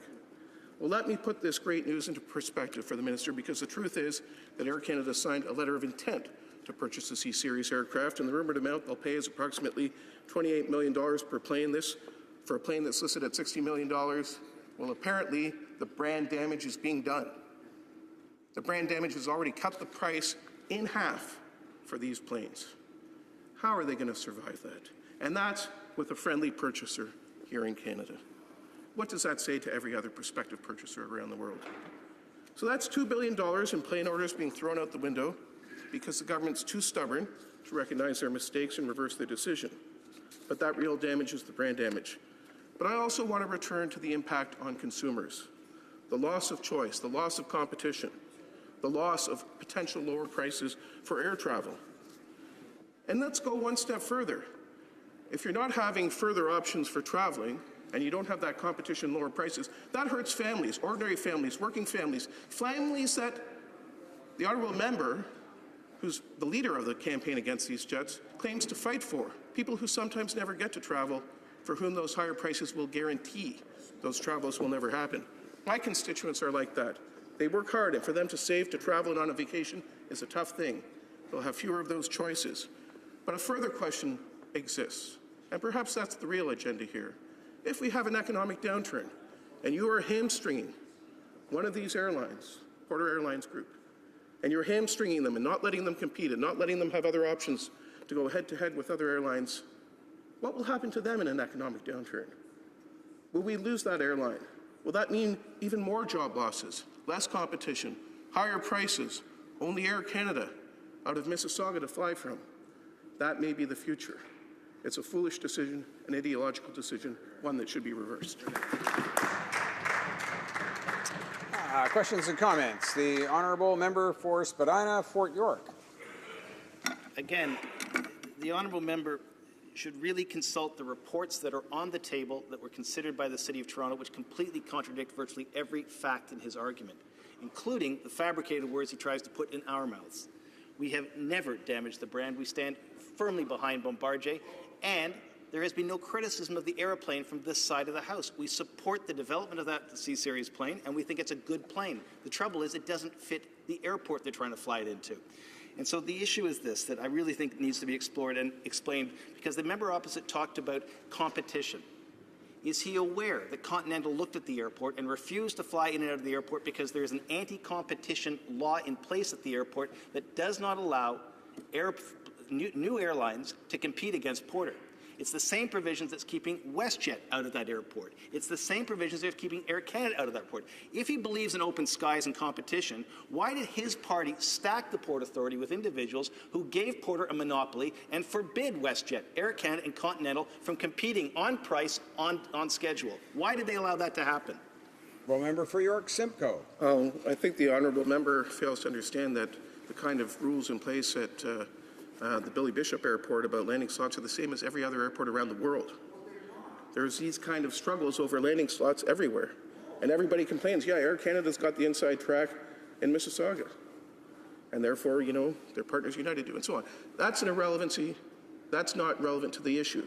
What's relevant is what he just said. This plane isn't right for Toronto. That's the decision of the Liberal Party. And that's what everybody from Boeing, from Embraer, from Airbus is going to go around saying, that the Liberal government, their own members are saying this plane isn't right for Toronto. You can't fly it into Toronto. And they'll all be saying, well, geez, our airports are in those kind of environments. We want to fly our planes into every airport we can. And if they're saying, you can't fly this plane into the only airport in the biggest city in Canada, geez, because it pollutes too much, because it makes too much noise, because it's not safe. He didn't have any other reason. Those are the reasons raised by the objectors. And he could make the runway longer. He says the runway is too short. Well, you make it a little bit longer. We all know we could do that. The whole airport's fill. The whole of downtown Toronto is fill. Most of his riding is fill in the lake. It's not a new concept. It's not radical. It's not different. Questions and comments? Commentaires? Questions and comments? L'honorable député. Honourable member for Argenteuil, La Petite Nation. Thank you, Mr. Speaker. What we're hearing from the other side is really two different speeches. We hear Conservatives say we are spending too much. We also hear that the spending's exaggerated. And we hear my colleague opposite now saying that we should invest more. So the building of this airport is very expensive, as well as the extension over the water. There are other factors to consider, too. The government recognizes that Bombardier contributes to the Canadian economy and the aeronautics industry. That's very important to us. But nothing was done by the Conservatives in the past 10 years. We made a commitment to consult the public. That's what we did. That's what we're doing as we speak. So I'd like to hear my colleague opposite tell me whether he's comfortable with making a decision today. If he was in power, let's say, would he invest more in the airport but not consult the public and the municipality? And all the legislation that surrounds this? The Honourable Member for York Simcoe. The Toronto area have been voting with their feet and with their dollars. The growth of travel out of that airport has been significant. The investment, not with taxpayers' dollars, but by air travelers and by the companies operating out of there, has been huge. Jobs have been created. There are more people flying out of there now than in decades. Why? Because it works. It's successful. People want it. We think that's important. We think the market, when people choose to fly out of there, that's a good thing. Let's give them more choices, more opportunities, and not kill them through an arbitrary decision. An arbitrary decision that, in addition to killing that airport, your friend his friend sitting 2 seats away from him, his problem is that he didn't like all that growth in traffic. He didn't like a tunnel being constructed so people could walk directly to the airport to facilitate travel. He didn't like any of those things. He doesn't want, in his ideal world, that airport would be shut down. Or perhaps used only for air ambulances. That would be it. That's his position. But when the decision, made as it is only one that discriminates against the C-Series aircraft, is only one that says, we're not going to let this plane fly in and out. What does that say? It's not a decision by the people. It's not a decision by our Ratepayers Association. It's a decision by the Government of Canada that these planes should not be permitted to fly into Toronto. What does that say about these planes? How do you explain that to any prospective purchaser? How does someone explain that? It is impossible. It is killing the C-Series. This plane is doing this decision by the Liberal government is doing far more damage to the C-Series than anything else any competitor is doing.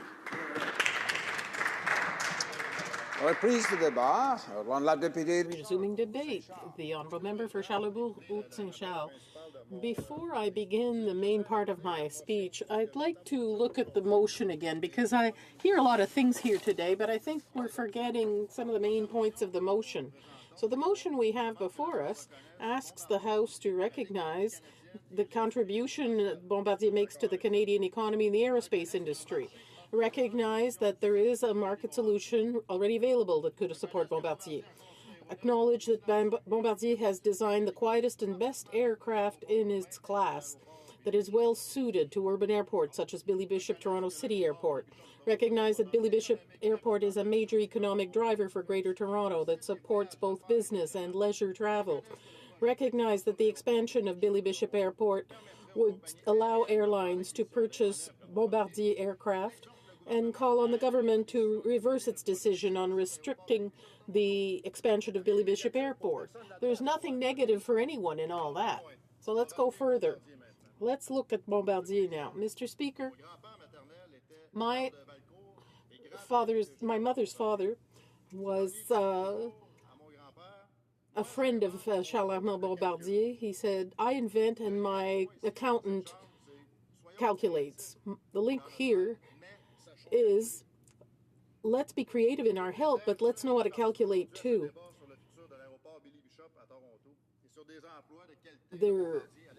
This is about Billy Bishop Airport and high-quality jobs in Bombardier and throughout Quebec.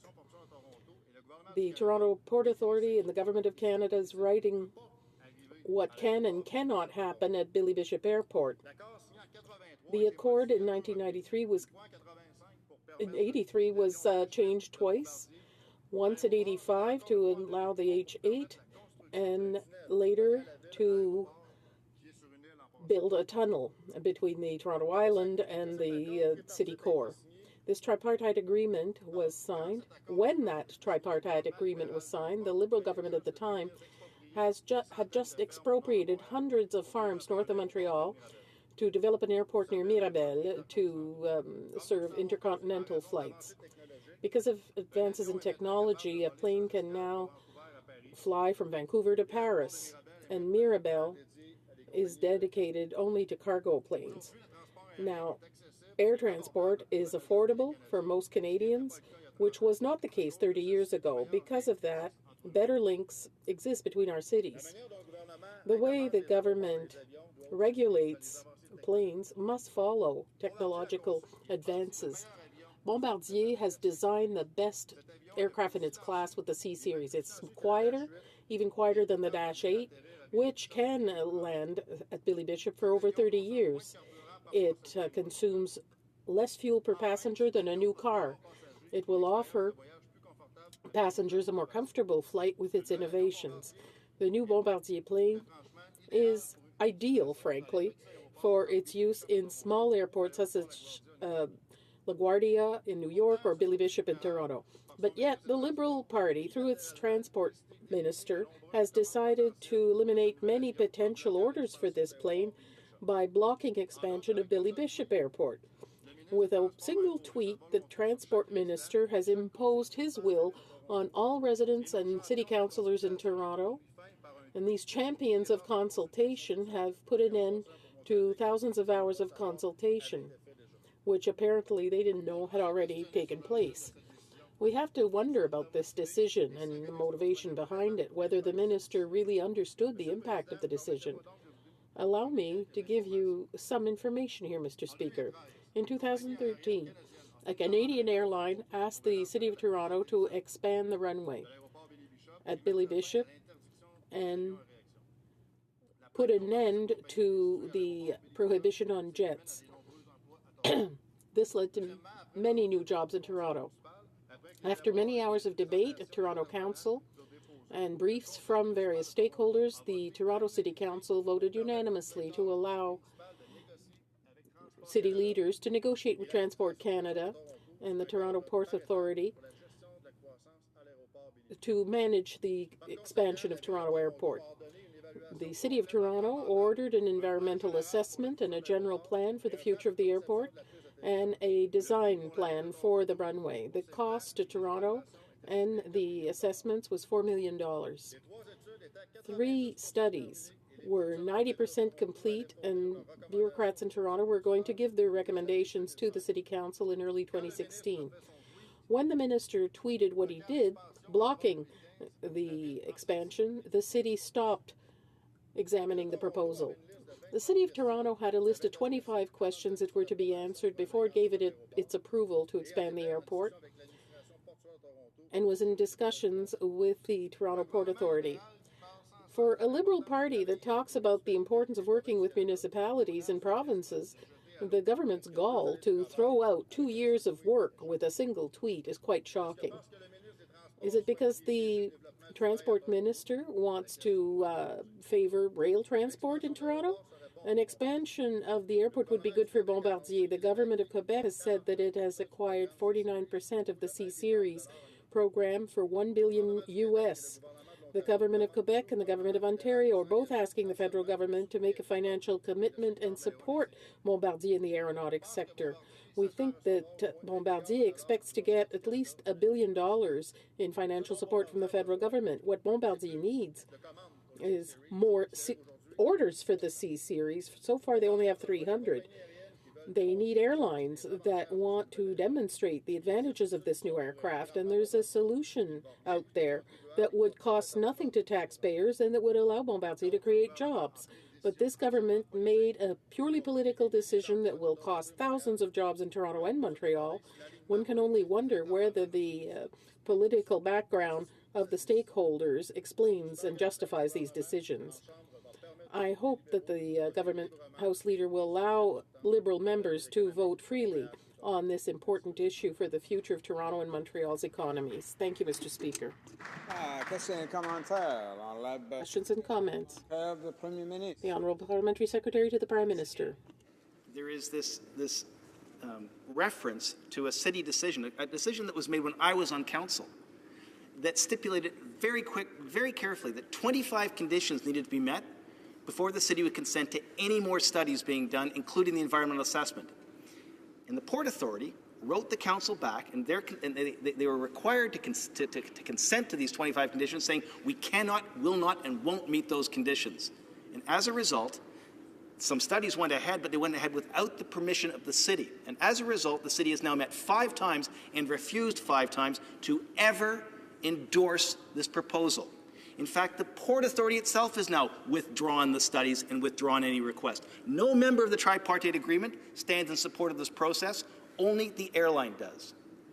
In light of the fact that no consent has ever been granted, can you not concede that the City of Toronto, given ample opportunity over 3 years to approve this request, has now refused it, and refused it because the Port Authority said we cannot proceed under the conditions stipulated by the elected representatives of the people of Toronto. The honourable member for Charlebourg-Saint-Charles. Mr. Speaker, I thank my colleague for his point. However, what's quite clear is that the process is still ongoing, and the minister, through a tweet, completely put an end to any talks. There was nothing more to do. It was shut down after a single tweet by the transport minister. Questions and comments. The honourable member for Louis Saint Laurent. Thank you, Mr. Speaker. I thank my colleague for his speech, which was very instructive and well documented on the facts and the chronology of events, and the sad reality that the minister, in his first few minutes as minister, put an end to a process of research and assessment that had been undertaken and decided to stop everything. We have to understand that in the case before us, the best way to help a business is to help it sell its products. Nothing simpler than that. That's the best way, the best indicator, the best launch we could give a company. Help it sell its products. We see a Canadian company that wants to buy Canadian products as long as it can land in a certain airport. And with one tweet, the government has completely said, forget about it. We're very far from the reality of the auto sector when 10 years ago the Conservative government decided to help that industry. We had a worldwide problem here. We had links with the U.S. There were 3 major corporations involved. Here is one product, one company. So, according to the member, why did the government refuse to allow Bombardier to manufacture planes that would have been bought by a Canadian company to land in a Canadian airport in the metropolis of Canada? The honourable member for Charlebourg-Saint-Charles. I thank my colleague for his statement. This is because the NDP, the Liberals and the Conservatives see things very differently. We want to help business. The Billy Bishop Airport is a project that would lead to the development of Bombardier and the creation of jobs. It would help business people travel. So fundamentally, we know there'd probably be financial help. We know that Bombardier has certain needs. We acknowledge that, obviously. But Billy Bishop is a factor in economic development, and that is the basis. Not only give out money, we have to help businesses develop. Questions and comments? The honourable member for Louis Hébert. Well, I'd like to know, first I'd thank my colleague for his question. I think we all agree on the importance of the aeronautics industry in Canada and Quebec. I believe in it. I'm the first one to say so. But I fail to understand how expanding Billy Bishop Airport in Toronto is a strategy to help the aeronautics industry in Canada. We knew that the Conservatives were not too preoccupied with this business in their 10 years in power. Now this is confirmed. The honourable member. I thank my honourable colleague for his question. Of course, we're in favour of economic development.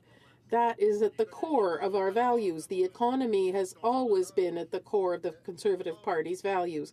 Billy Bishop Airport, if it expanded its runway, could lead to the purchase of planes from Bombardier. We're in favour of business development.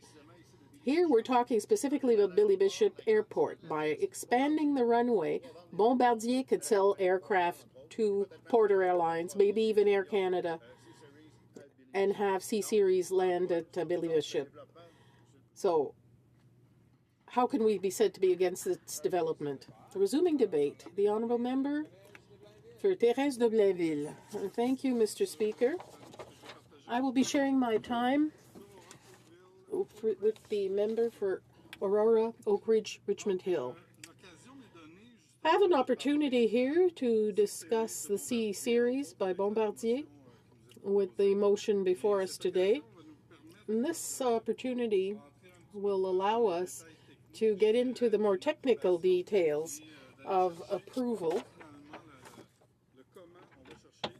and figure out how we can get certification for Bombardier. On December 18th, the Honourable Minister of Transport announced that Bombardier had obtained certification for the C-Series aircraft. This certification represents approval by Transport Canada of the design, the navigation limits and parameters, and the conditions for operating the aircraft. It's an exhaustive examination of the design to make sure that it complies with navigability standards and environmental standards and regulations. Bombardier could then begin final steps to deliver C-Series to clients worldwide and obtain international approval and train crews. Even if the main role of Transport Canada was especially air safety, it's also very closely linked to the economic success of the aerospace industry. Delivery of this certificate was critical for the operational needs of Bombardier and to support the permanent activities necessary to have it go into service in summer of 2016. Swissair was the first client, with a number of other European airlines that would obtain their delivery in 2016. Air Canada also confirmed recently that it has ordered planes from Bombardier. Since Canada is the nation where the building will take place, Transport Canada is responsible for the navigability of the Bombardier aircraft under an international aviation convention. There's a lot of work left to do before it can be put in service. However, the department takes its responsibilities very seriously and is working actively with Bombardier as the process goes on.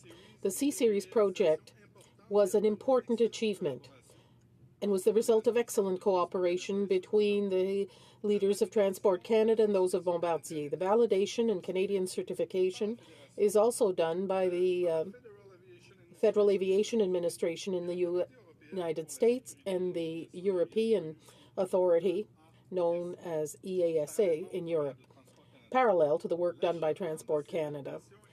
Completion of these validations is required before the aircraft is put into service, especially the EASA validation, because the first operator will be under their administration. In order to simplify this process, Transport Canada is holding talks with other authorities to reduce the participation of validation authorities by benefiting from bilateral accords that are already in place. A meeting in Brazil in September 2015 was key to advance that initiative. The work is underway to advance other procedures to these bilateral accords. Adapting new technology to aircraft and the process for certification is a constant challenge, but a high degree of international mobilization is necessary to maintain the fair rules for the industry for design and manufacturing of the aircraft. This is important in order to maintain Canada's position as a main player in aeronautics. The expertise to support the approval of aeronautics products at Transport Canada is highly specialized. Engineering specialists that go from cellular structures to ensuring the quality of design of software, as well as test pilots and test engineers, flight engineers. The certification of the C-Series is supported by about 61 experts within Transport Canada. Ministerial delegation is also an essential aspect of the certification process. About 450 ministerial delegates are qualified to formulate reports about the design standards. These delegates play an important role in the certification process for the C-Series. The certification of any type of product includes an exhaustive examination of the design to check whether the product complies with the basis for its certification, that is, navigability standards and environmental regulations with which it must also comply. This process has 5 phases. Under the first phase, an application is put in for the type of information and product concept. For its part, Transport Canada establishes the basis for certification. Phase 2 The applicant and Transport Canada agree on a certification plan describing the means and methods that must be used to ensure the certification and the participation of the team members. Phase 3, the product is tested, built and tested rather. Reports are drafted, documents, compliance documents are examined in order to deem the acceptability, and as well as documentation for conformity are prepared. Following that, inspectors visit the plant on a periodic basis to ensure that production and assembly of the aircraft are also consistent with regulations. Phase 4, which is based on demonstration of conformity under Phase 3, the conception, navigability limitations, operating conditions are approved, and the certificate type is issued. Finally, Phase 5, the product enters service, and any modification to the conception after certification by the certification holder is integrated. For the C-Series, this process lasted more than 5 years, and many years, in fact, were required for success. After the certification and putting into service of the aircraft, Transport Canada is responsible for supervising the security performance of the products in the fleet. When there are security concerns, Transport Canada takes the necessary steps to ensure the navigability of the product. That requires mandatory inspections, requirements to replace defective parts, or flight bans for an aircraft until the cause of the security concern are better understood. Canada has one of the safest air transport systems in the world.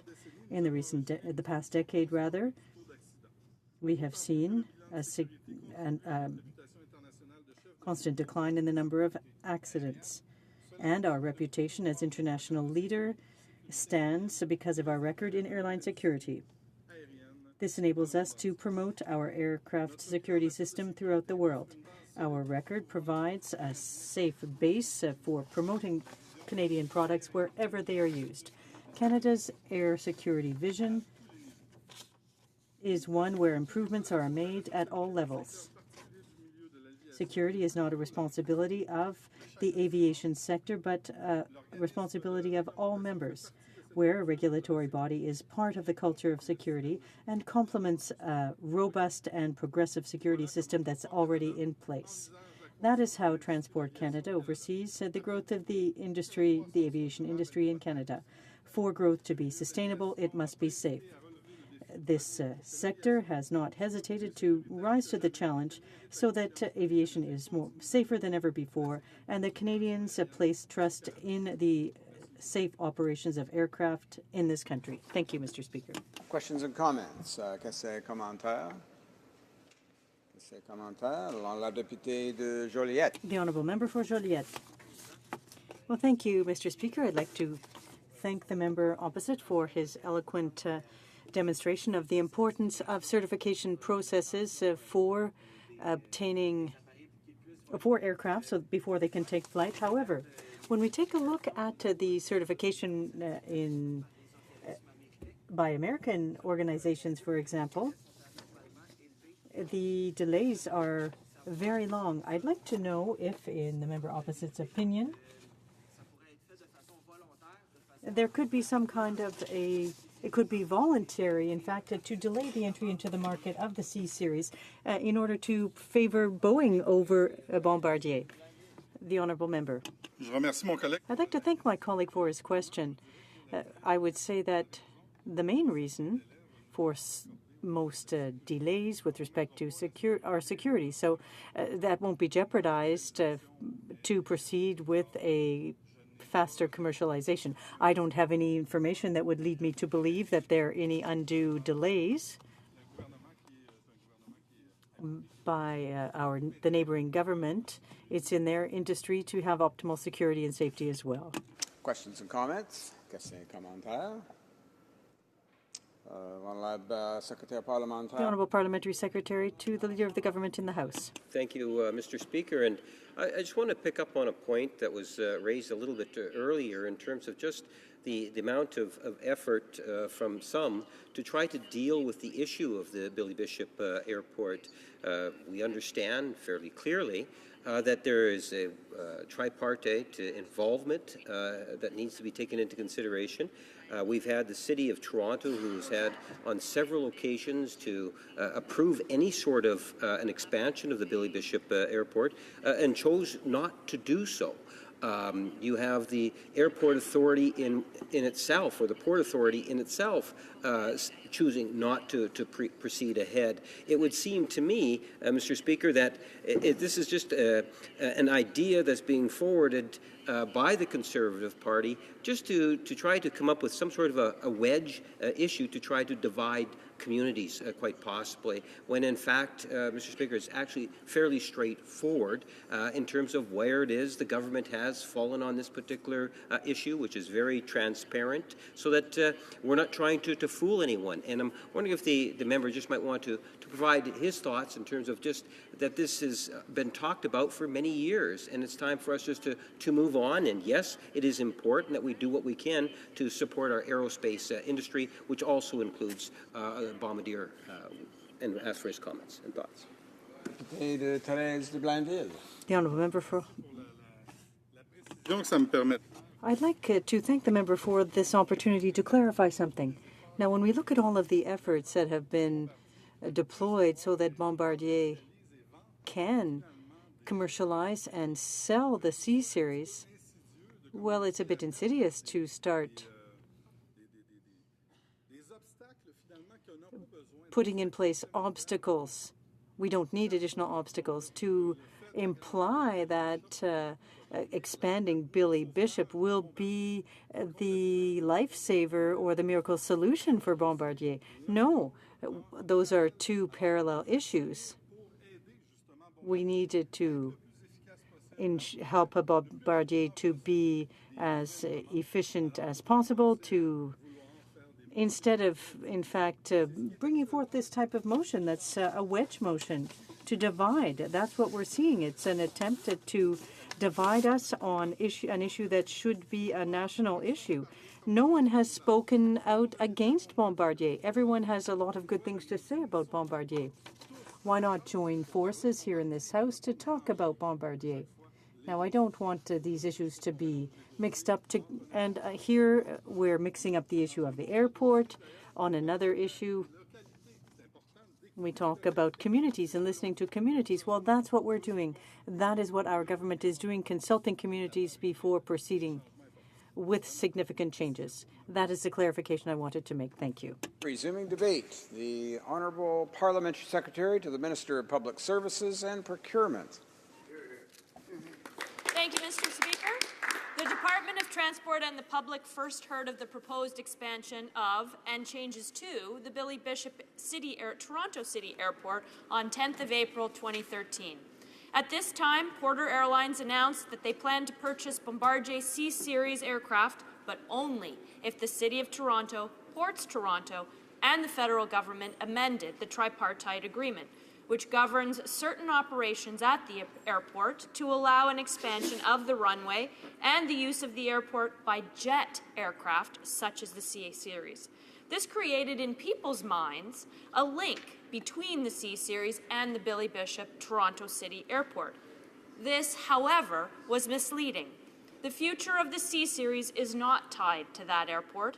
No aircraft, regardless of the manufacturer, is tied to a specific airport. The real discussion to be made was whether or not the changes to the Billy Bishop Toronto City Airport were appropriate in the circumstances. Following the announcement in April 2013, the former government had multiple opportunities to make a decision on the future of the Billy Bishop Toronto City Airport. On the 3rd of April 2014, the Toronto City Council adopted a motion that asked city staff to begin negotiations with the then Minister of Transport and Ports Toronto to, among other things, and here I'm quoting, request the Government of Canada, represented by the Minister of Transport, to submit a letter confirming the government's commitment to managing growth at Billy Bishop Toronto City Airport through caps and phasing and their engagement in negotiations required by the Tripart Agreement amendments. The government of the day could, at any time after that April 2014 decision by the Toronto City Council, have entered into the requested negotiations. And negotiations are just that, Mr. Speaker. You don't have to always accept exactly what the other parties say, but they didn't engage. The issue of the proposed changes to Billy Bishop Toronto City Airport were discussed and debated for several years. There were many opportunities to make decisions on this issue, and this did not happen. The members of this government heard those debates, participated in those debates, and in November 2015, this government made a decision. This government stands by its decision regarding the Billy Bishop Toronto City Airport. This government feels that the current tripartite agreement strikes the right balance between commercial and residential interests. The airport provides a significant economic benefit to the City of Toronto. The remarkable growth in passengers using the airport demonstrates that, and these are largely new passengers, not a transfer of traffic from Pearson International to Billy Bishop. For just about every city that you can get to from Billy Bishop, Toronto City Airport, and from Toronto Pearson, the number of passengers has increased from both airports. The number of flights has increased, and fares have decreased. That benefits not only the City of Toronto and the cities at the other end of the flight, but the whole system. These increased flights mean more connections, more spending, and more jobs, Mr. Speaker. But this government also had to consider other interests of surrounding community, the people that live near the airport, the people that work near the airport, those who use the waterfront and Toronto Islands for recreation, and those people also had to be considered. The opportunities for recreation that the waterfront and the islands provide for the entire population of Toronto are equally important. The ongoing efforts to redevelop Toronto's waterfront also had to be considered, and as I just said, the waterfront is very important to the people of Toronto and the people who visit Toronto.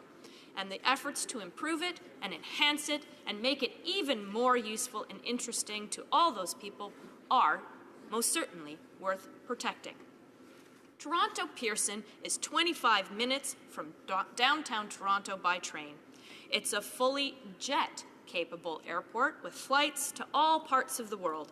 The C-Series can just as easily be operated from that airport as from Billy Bishop, and there's nothing to say that Porter Airlines or any other airline is forced to fly from one airport. Airlines are not licensed and certified to fly out of one specific airport, and they can weigh the options, make the business assessment, and choose to fly out of many airports all across the country. That's why we have an economically deregulated system. It allows airlines to exercise their business judgment. That economically deregulated system is working well, as the recent Canada Transportation Act review said. Our major airport and air navigation infrastructure is excellent, and our airlines are profitable and internationally recognized for customer satisfaction. That system in 2014 carried 125 million passengers and transported 116 billion worth of cargo worldwide. And in 2012, it employed 141,000 Canadians, contributed $34.9 billion to the country's GDP, and paid $7 billion in provincial and federal taxes. Porter has repeatedly demonstrated the entrepreneurial spirit that is the backbone of the entire industry. It's up to the airline to decide what best meets its needs in a given circumstance. Porter Airlines is a commercial entity and makes decisions about the aircraft it acquires and the markets and routes it serves in its best commercial judgment. Although its base is at Billy Bishop, it can operate from any appropriate airport where the airline, in its commercial judgment, sees opportunities. Many carriers have delivered service from Billy Bishop, some have failed, and others, such as Porter, are succeeding. But the Government of Canada must look beyond the immediate needs of a carrier and strike the right balance in ensuring the greatest public good in its decisions. Porter Airlines has succeeded at Billy Bishop through innovation and hard work. Condé Nast Traveler's 2015 Reader's Choice Awards just named Porter Airlines as one of the best international airlines. I have every confidence that Porter Airline will continue, as will Bombardier, to provide innovative products and services for Canadians and the world. Aerospace is important to the Canadian economy, and Bombardier is a key player in that sector. I realize Bombardier faces a difficult economic situation, and this government sympathizes with the Bombardier employees who are affected by the company's restructuring announcement. The federal government will continue to work with Bombardier to better understand the company's situation and position. This government believes in Bombardier and in the C-Series aircraft. As was said earlier, the recent announcement by Air Canada that it intends to purchase the C-Series is significant, and that Air Canada's commitment to maintain these aircraft in Canada further encourages job creation in our country. This government has said before that it believes that the aircraft is gaining momentum. Bombardier is confident that the first C-Series aircraft will be delivered to Swiss Airlines International as planned in the summer, just a few months from now. The pending entry of the C-Series into commercial service will give Bombardier the chance to show what it has produced to the world, what the C-Series is capable of, and what it can do for airlines. This government trusts that the C-Series will demonstrate to all that it is the excellent aircraft that reports are predicting it will be, and it will be able to show that regardless of what happens with Billy Bishop Toronto City Airport. Thank you. Questions and comments? The honourable member for Elmwood Transcona. Thank you very much, Mr. Speaker. The aerospace industry is obviously very important in Canada. It's not the kind of industry you can get out of and then get back into later. So I do think it's important that we show support for the aerospace industry. What I would say, though, is that you can't really consider this motion, Mr. Speaker, outside of the larger question of a strategy for the aerospace industry in Canada. And if this motion is meant to pit Toronto against Montreal, it completely forgets the Western aerospace industry, Mr. Speaker. And if part of the point of the motion was to present cost-neutral or free things or cost-less things that the government could do in order to support the aerospace industry in Canada, one of those things would be to call on the government to enforce the Air Canada Act. And so I want to ask the parliamentary secretary if she would stand in her place and express support for the idea of simply enforcing the Air Canada Act. It's something that the previous government didn't do. We lost hundreds of jobs in Winnipeg in aircraft maintenance as a result of that, and we'd like to see a change from this government. But so far, their language has not indicated that they're willing to do that. In fact, they seem to be considering changing the law to let Air Canada off the hook that the Conservatives wouldn't pursue them on. So I wonder if she would stand in her place and do that, Mr. Speaker. Honorary Parliamentary Secretary to the Minister of Public Services and Procurement. Well, thank you very much, Mr. Speaker. And I think that underlying the whole conversation certainly is the strength of the aerospace industry, but I think the most important thing we have to remember is that the future of the Toronto City Airport and Porter Airlines is not conditional on the C-Series and Bombardier and the aerospace industry as a whole. We're very fortunate the aerospace industry in Canada is actually the 5th largest in the world.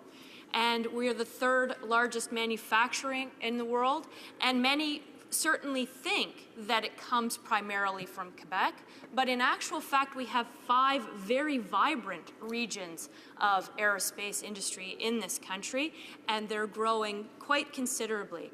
And my honourable colleague made reference to in-service support and aircraft maintenance, and that is almost 40% of the overall contribution to GDP that the aerospace industry in Canada makes. And a robust in-service support capability and aircraft maintenance is one that this government recognizes and is looking at all the mechanisms that they can support that. So This government is committed to supporting the aerospace industry, recognizing the strength that it has both in manufacturing and in-service support, and that it is strong and regionally diversified across this nation. Thank you, Mr. Speaker.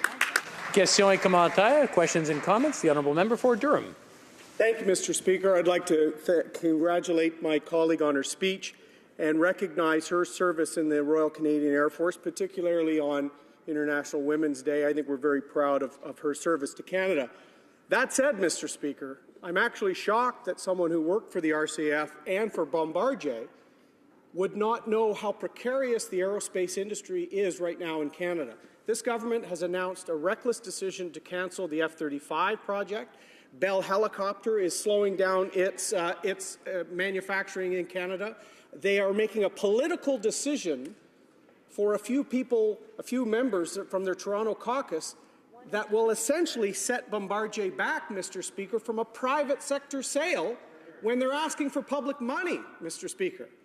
So in her experience in the defense industry and in uniform, Mr. Speaker, should we not be helping our proud aerospace industry and the jobs related to it by taking the politics out of decisions related to Billy Bishop Airport? Parliamentary Secretary to the Minister of Public Services and Procurement. Thank you, Mr. Speaker, and thank you to my honourable colleague who also served in the Canadian Forces and actually attended Royal Military College, as did I, and we do not have the same college number. At any rate, I think that we have to separate politics, and I think that the conversation around the Billy Bishop Airport and whether or not the future of it and the future of Porter Airlines is tied to the C-Series and Bombardier, or that Bombardier and the C-Series are by virtue tied to the airport, has to absolutely be deconflicted. So if we're talking then about the aerospace industry, this government has committed to a fighter replacement program and will ensure that we get the right fighter aircraft for this country, and that in terms of a long-term in-service support capability, it will be one that will serve Canadians well. So simply to say that we may or may not have made a decision on which fighter does not in any way jeopardize or hamper our commitment to the aerospace and defense industry in this country. And then from, of course, a Bombardier perspective, they're a very viable company. They have done incredible things, both in business aircraft and commercial aircraft, and they will continue to do so with this flagship, the C-Series. Thank you. Reprise du débat, resuming debate. The honourable member for Durham. Thank you, Mr. Speaker. It seems like I was just up. It's an interesting time for me to rise and speak on our Opposition Day motion, Mr. Speaker, which I think catches this new Liberal government in the quandary that the old Liberal Party and sort of promises to sort of borough politicians are coming back in vogue, and so-called evidence-based decision-making, Mr. Speaker, is tossed aside if it impacts one or two people in the PMO or close to the Prime Minister. I stand today, and I'm going to be splitting my time with the member for Carleton, but I stand today in an interesting perspective. This has to do with Toronto Island or Billy Bishop Airport and Bombardier.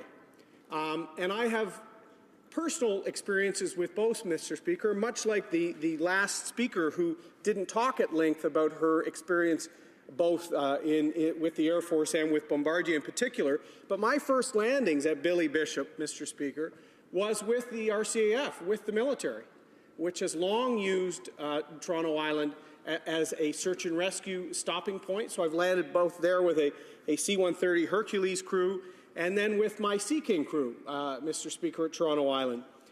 Interestingly enough, the CT-142, the modified Dash 8 flown by the RCAF for navigation training in Winnipeg, Mr. Speaker, was a de Havilland aircraft, later Bombardier aircraft, that became a pillar of that company and their production and their worldwide reputation, Mr. Speaker. And at that time, the Canadian government actually acquired aircraft and utilized them within the RCAF at a time when de Havilland was transitioning into Bombardier to help the company But today we're actually looking at a situation where the government is allowing politics to interfere with a private sector sale that would help the company of Bombardier, Mr. Speaker. And that's troubling. So I'm going to be speaking on both aspects of this Opposition Day motion today. And as an MP in the Greater Toronto Area and as a lawyer that, after my Air Force career, practiced law in Toronto, both in North York and downtown on Bay Street, I used Porter Airlines the second week it was operating. I know the member from Spadina, Fort York, was hoping that was its last week of operation, and the second week, but it actually flourished, Mr. Speaker. That first flight I took to Montreal for business had about 5 people on the airline, but their exceptional service and attention to detail led that airport to expand and the airline to expand, Mr. Speaker, and other partners using Billy Bishop as well, based on its function and its ease, taking people off the highways, allowing people to use public transit to get to an airport much more frequently than they're using the new Union Pearson Express, Mr. Speaker. And the Q400 that became the linchpin of the Porter Airlines fleet became the standard, and an aircraft that not just sustained jobs in Montreal and the success of Bombardier, Mr. Speaker, but the aircraft was assembled in Toronto. And I'm very proud that a lot of constituents from Durham work on that line in Toronto, Mr. Speaker. It's a significant employer in the GTA, high-paid, highly skilled people working on that world-class line at Downsview, Mr. Speaker, including an old friend of mine, Jeff Layard from Bowmanville, who's one of the lead engineers with Bombardier, Mr. Speaker. So we're very proud that that successful aircraft and its private sector partner were allowed to thrive and then have sales around the world. We're now in a position that the C-Series is the next Q400, the next aircraft that Bombardier is on the cusp of unleashing around the world to new customers with its fuel efficiency, with its silent operation, with its ability to land at fairly smaller airports and smaller runways, Mr. Speaker. It's a versatile aircraft that is best in its class. And Porter Airlines sees the ability for the next stage of its growth to allow more opportunity, more consumer choice for the millions of people that live in the GTA and use Billy Bishop. I've taken Billy Bishop, Mr. Speaker, without ever having put a car on the highway.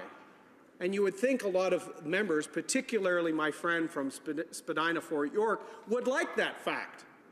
Hopping on the GO train from 70 kilometers away, getting into the city, taking a shuttle, and taking off out of Porter without ever getting on a 400 series highway, Mr. Speaker. When I was a lawyer with Procter & Gamble in North York, I used to take the TTC subway Young Line to catch my flight at Porter.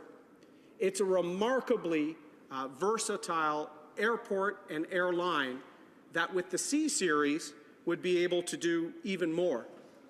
So, Mr. Speaker, this motion here today is to highlight that after 100 days, not even 100 days, the politics of the old Liberal Party is back, and the quid pro quo for a few members of that caucus will actually hold back something that is in the public interest for wider Southern Ontario and for our aerospace industry, Mr. Speaker.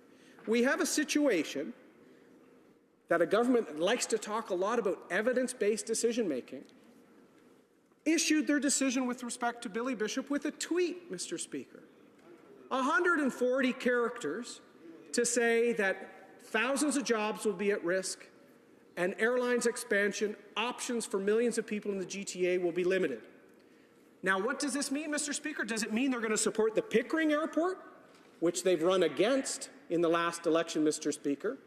But at least for the decision related to the Pickering Airport, we had Transport Canada do a volume assessment study, Mr. Speaker, not just looking at Pearson, looking at Hamilton, John Munro, one of their former colleagues, it's named after him, Kitchener-Waterloo, Toronto Island, Billy Bishop, Mr. Speaker, and whether there would be a Pickering in the future. So if you're going to make an evidence-based decision, where is the study on impacting and lowering the growth at Toronto Centre? How will that impact Pearson?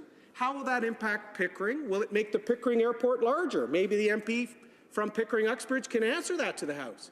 But none of that was consulted, Mr. Speaker, because this was tweeted out to keep a few people happy within the Liberal Party. And let's not fool ourselves to say this wasn't done for the narrow interests of a few, Mr. Speaker.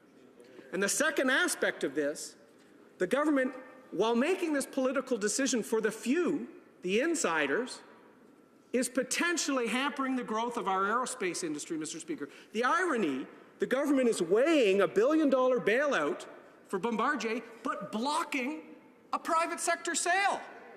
It's ludicrous, Mr. Speaker. Here is a private sector company that doesn't want assistance with acquiring the C-Series aircraft. In fact, it wants to acquire it because it's the best in the world for the operation they need, Mr. Speaker. They want to purchase it, but the government's decision for a few insiders is limiting that sale and hampering Bombardier's ability to get the first number of sales out the door. The Minister of Transport likes to talk a lot about Air Canada's interest. That's great. But we know that a number of customers are needed to get the production line and the values for that aircraft in place. So what we have here is political interference for a few people impacting thousands of jobs.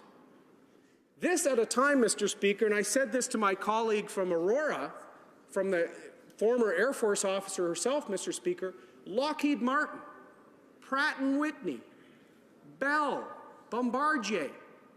Our aerospace industry is worried. Political decisions about canceling the F-35, Mr. Speaker, the look that we're back to a decade of darkness for the military, Mr. Speaker, with the withdrawal of our modest mission of fighting ISIL, all these indications are making these global aerospace providers look twice at investments in Canada. And at a time we have a stellar company with a world-class reputation like Bombardier, Mr. Speaker, the last thing a Prime Minister of this country should do should allow borough politics, old school, Boston-era 1880s, Mr. Speaker, where a few people with a megaphone and some drums can limit the private sector sale to help a company survive, and thousands of people, including people in Durham, have jobs, and also limit competition and options for the millions of people in the GTA. There's more people in the GTA, Mr. Speaker, than those in Spadina, Fort York. So my hope is the Minister of Transport steps back, says that more than 140 characters is needed to make an evidence-based decision to help a company and to make sure our aerospace industry thrives. Thank you, Mr. Speaker. The honourable member for Lac St. Louis. Mr. Speaker, the members opposite speak of politics and political decisions. I prefer to speak of societal choices, Mr. Speaker. And societal choices are transmitted through the democratic process, and that is exactly what happened in this election in this part of the country, Mr. Speaker. Is the member saying, let's use Banff as an example. A decision has been made that the people of Alberta no longer want additional development in Banff. Is the member saying that that's because one additional secondary residence in Banff would, according to the evidence, be catastrophic for the area, or is it just a societal choice on the part of the people of Alberta? They just don't want to live in that kind of environment. Mr. Speaker, my second question to the member is, the people who make decisions about buying planes, the engineers, the experts at the airlines, they understand the merits of this plane.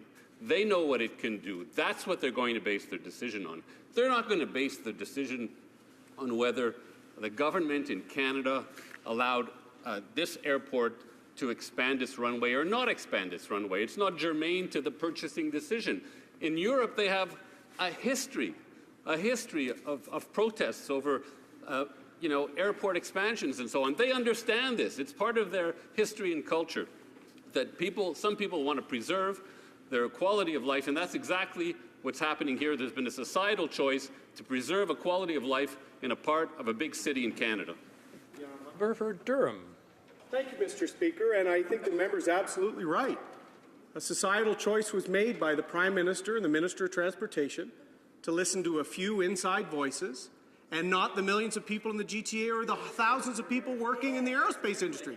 There is no airport in Banff, Mr. Speaker. The member should go visit that spectacular part of our country. But there has been a Toronto Centre airport for 50-plus years, Mr. Speaker. In fact, has been used by the Canadian Armed Forces for search and rescue, by local hospitals, by small aircraft providers, by airlines, by Porter. This is about an existing facility, Mr. Speaker, that provides the ability for hundreds, if not thousands, on a daily basis to take public transit to an airport. You know, at sometimes, some of the members that are most opposed to this, who we're going to be waiting because they've been promising billions in public transit, we can take public transit to an airport and give consumers options and allow a company, a private sector player, to buy one of the best aircraft in the world. Except the societal choice here, Mr. Speaker, was to listen to one or two MPs and impact a whole industry for that societal choice. Questions and comments? The honourable member for... I'm sorry, the honourable member for... I'm so used to going to Spadina... I'm sorry, point of order. I missed that. I was standing to ask a question, sir. Okay. I'm sorry. Oh, I'm sorry. I didn't see you. My mistake. I looked right over you there. That's my fault. The honourable member for Carlton Trail, Eagle Creek. Thank you very much, Mr. Speaker, and I know those things happen. And I do want to thank my colleague for his comments on this very important issue and for the experience that the insight that the experience he has had brings to this debate. It's very informative. I wanted to ask him if he would comment on the need to respect the jurisdiction of a municipality to complete the studies that they've undertaken when they are looking at a proposal that has such a major impact not only on their community, on their city, but also on their economy. And I'm wondering if he would like to comment further on that. The honourable member for Durham, in 1 minute or less, please. Thank you, Mr. Speaker. And I'd like to thank my colleague for bringing this important debate to the floor today. We have to explore societal choices, which has been brought forward today, and discuss it. And jurisdiction is a key one, Mr. Speaker. The former Minister of Transport, my colleague from Milton or Halton, I believe, talked about how long and how well negotiated the tripartite agreements were, Mr. Speaker. Public policy decisions like this weren't made with a tweet or with one member of Parliament pulling a minister aside and saying, I need this. This is about rational decision-making, working with the partners in the tripartite agreement. That means tri means three. It doesn't mean just one and one or two insiders. The other thing I've mentioned, and I'd like the government to be clear on this, the Pickering Airport, the land seized by Pierre Trudeau, Mr. Speaker, we provided a plan for a Pickering Airport, but now that they're limiting Pierce or Billy Bishop, the volume study Transport Canada relied on is no longer effective. Are they essentially saying now that they're going to build a Pearson 2 at Pickering? They have to approach this in a responsible public policy manner, Mr. Speaker. Reprise du débat, resuming debate. The honourable member for Carlton. Thank you very much, Mr. Speaker. This motion is about more than an airport. It's about unlocking the creative power of the entrepreneurial spirit for the betterment of our people. Entrepreneurship is nothing new in Canada. It built our economy. The lumberjacks of the Ottawa Valley who harvested the wood were entrepreneurs. So too were the craftsmen who turned it into farming implements and timber frame barns. The wood from these barns is ironically, Mr. Speaker, more popular today than ever before. Trendy coffee shops, restaurants, new homes use it as veneers, flooring, and decorative beams. Type vintage wood into house.com, a popular home design website, and you'll find 37,000 recycled pictures of recycled products that are used in the most beautiful ways. And it's not cheap. It can go for $10 a foot, more expensive than many engineered hardwood floors. Mr. Speaker, a few years ago, this wood was an abandoned barn, no longer good enough to house cattle, left as a home for rats and pigeons. Why is it suddenly worth so much? The wood's value is in the story it tells. A big old barn beam now on my fireplace mantel has axe marks that tell of the logger who cut it and squared it. Its mortises and tenons tell of the craftsman who joined it into a building frame that held for over 100 years. The rusted nails and the board remind us of the calloused hands of the 19th century Lanark farmer who pounded it into a barn, and his descendants who worked in it for generations thereafter. The story, that is the story that people buy when they purchase this reclaimed wood. And the modern day story of recycling that wood is also the story of entrepreneurship. Entrepreneurs like Tim Priddle, one of the owners of WoodSource in my riding, have taken the material that would otherwise have decomposed, a decrepit and condemned barn, and created something beautiful that makes people happy and connects them to their past. This is the triumph of free enterprise, and it's part of the $36 billion second-hand economy, according to a report sponsored by Kijiji just last week. Recently, WoodSource in my riding expanded and invited the community for a tour of their facility, where I learned the tale of two buildings. One was built 40 years ago. Back then, the government required a one-page drawing stamped by an engineer and a one-page application. And then, done, approved, ready to build. And if you think that's not safe, the building is still standing and in use today, decades later. Now, about 6 years ago, they applied to build another workshop, roughly the same size and dimensions. It took 1,500 pages of applications, $600,000 in fees, reports, and professional consultants. He had to hire an arborist to write a report on each tree being removed, including the size and species, this on a few acres of otherwise useless brush. They even made him pay a fee for the loss of parkland, even though the land had never been a park. You'd think it was a pulp mill and not a lumber mill, because half the cost of building it was paper cost. In fact, with the money he spent on paperwork, Tim could have hired another 10 employees for a year. Then comes the electricity cost. In the last 5 years, they've gone from $3,200 a month to $9,000 a month. Tripled.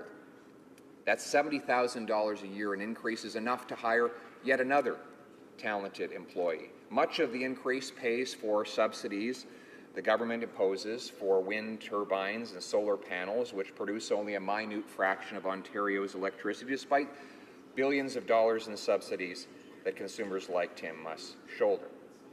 He complained of these costs to his local Liberal minister, who said, quote, "I'll put you in touch with some people in my office who can help you with various grant programs that may be available."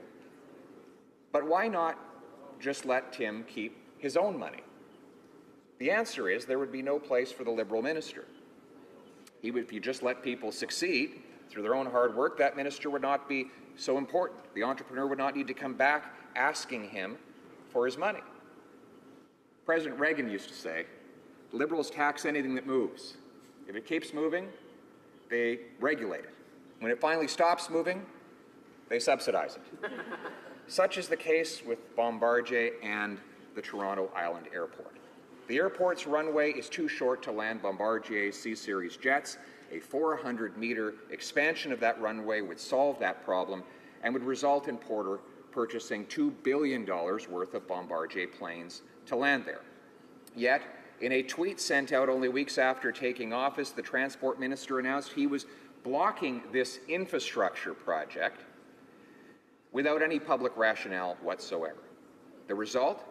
They are blocking a massive infrastructure project at the same time as they plunge the country into deficit to fund infrastructure projects. They're blocking $124 million in economic growth in Toronto while spending billions of dollars of borrowed money ostensibly to stimulate economic growth.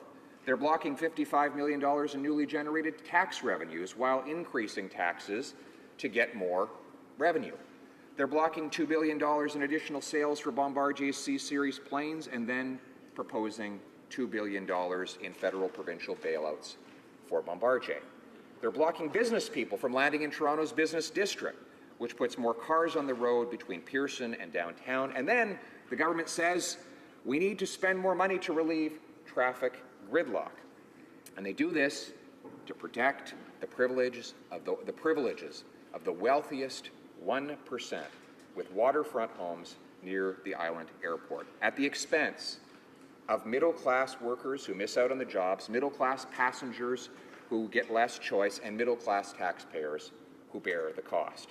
Elsewhere, they pledge to raise taxes on startups by doubling the tax on stock options, but they plan to simultaneously subsidize startups with taxpayers' money. Or again, they add a 9-month delay to an already 18-month approval process for a pipeline that will carry Western Canadian oil to Eastern Canadian refineries.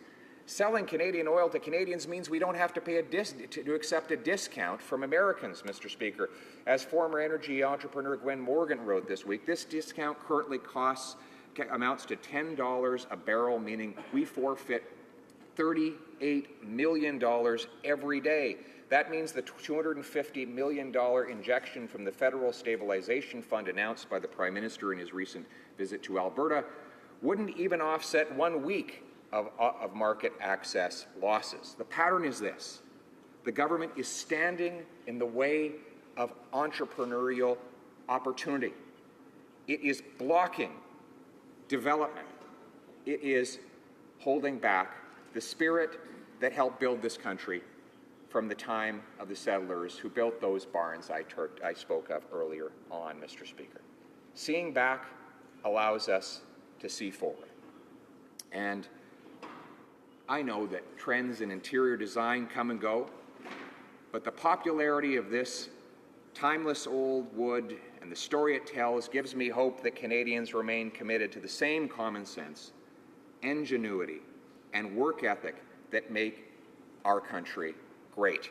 And I believe, Mr. Speaker, that this government, with time, will be forced to reconsider its decision to block this important economic opportunity for the people of Toronto and the people of Canada. And when they do, Mr. Speaker, entrepreneurs will celebrate, the middle class will celebrate, our aviation sector will celebrate, and all the people of this land who love to go and visit Canada's biggest city by landing right in the heart of the downtown district, they too will celebrate, Mr. Speaker. I look forward to celebrating with them. Thank you. Questions and comments? The Honourable Member for Spadina, Fort York. I'll give the opposition credit. They're getting closer and closer to the facts. The previous speaker, two sessions ago, said that the runway extension was 353 meters. Sorry, 335, then corrected to 353. Now they've reached 400. The actual number is 500. If you'd read any of the reports, you'd know that. But clearly you haven't. Clearly you haven't. The second issue is this. Just a point of order, if you don't mind, the Honourable Member, I'll just remind him that he is speaking through the Speaker and not directly across the floor. But the other point that's being made here is that they keep talking about the fact that this is a cost-free proposal. The reality is it's going to cost $1.2 billion to squeeze an airport the size of the Ottawa International Airport into 1/7 the landmass. And one of the criteria for the city to study this that the Port Authority had to agree to was that they would pick up the cost for the expansion. The Port Authority has said, no, we will not pay for this. We will not pay for this, which means it was then turned to the Government of Canada at the time, the previous Conservative government, you have to pay. And faced with a choice in the New Canada Building Fund, they did not choose to put the money into an expanded airport. They chose to put it into transit in Scarborough. So where does this government expect to find this money if the previous government couldn't find the $1.2 billion to expand this runway? It needs to be expanded by 500 meters. And the cost of doing it and building the landside infrastructure is $1.2 billion. The previous government balked at the price. Why would we have to spend it? The honourable member for Carleton. Mr. Speaker, we did not receive an application for a $1.2 billion expansion because the plan, of course, is to fund the expansion through the Airport Improvement Fund, which is paid for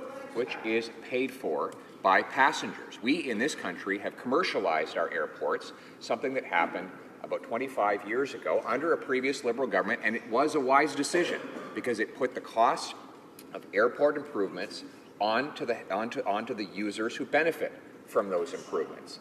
And the improvement of the Toronto airport, the Billy Bishop Airport, will be funded in a similar manner.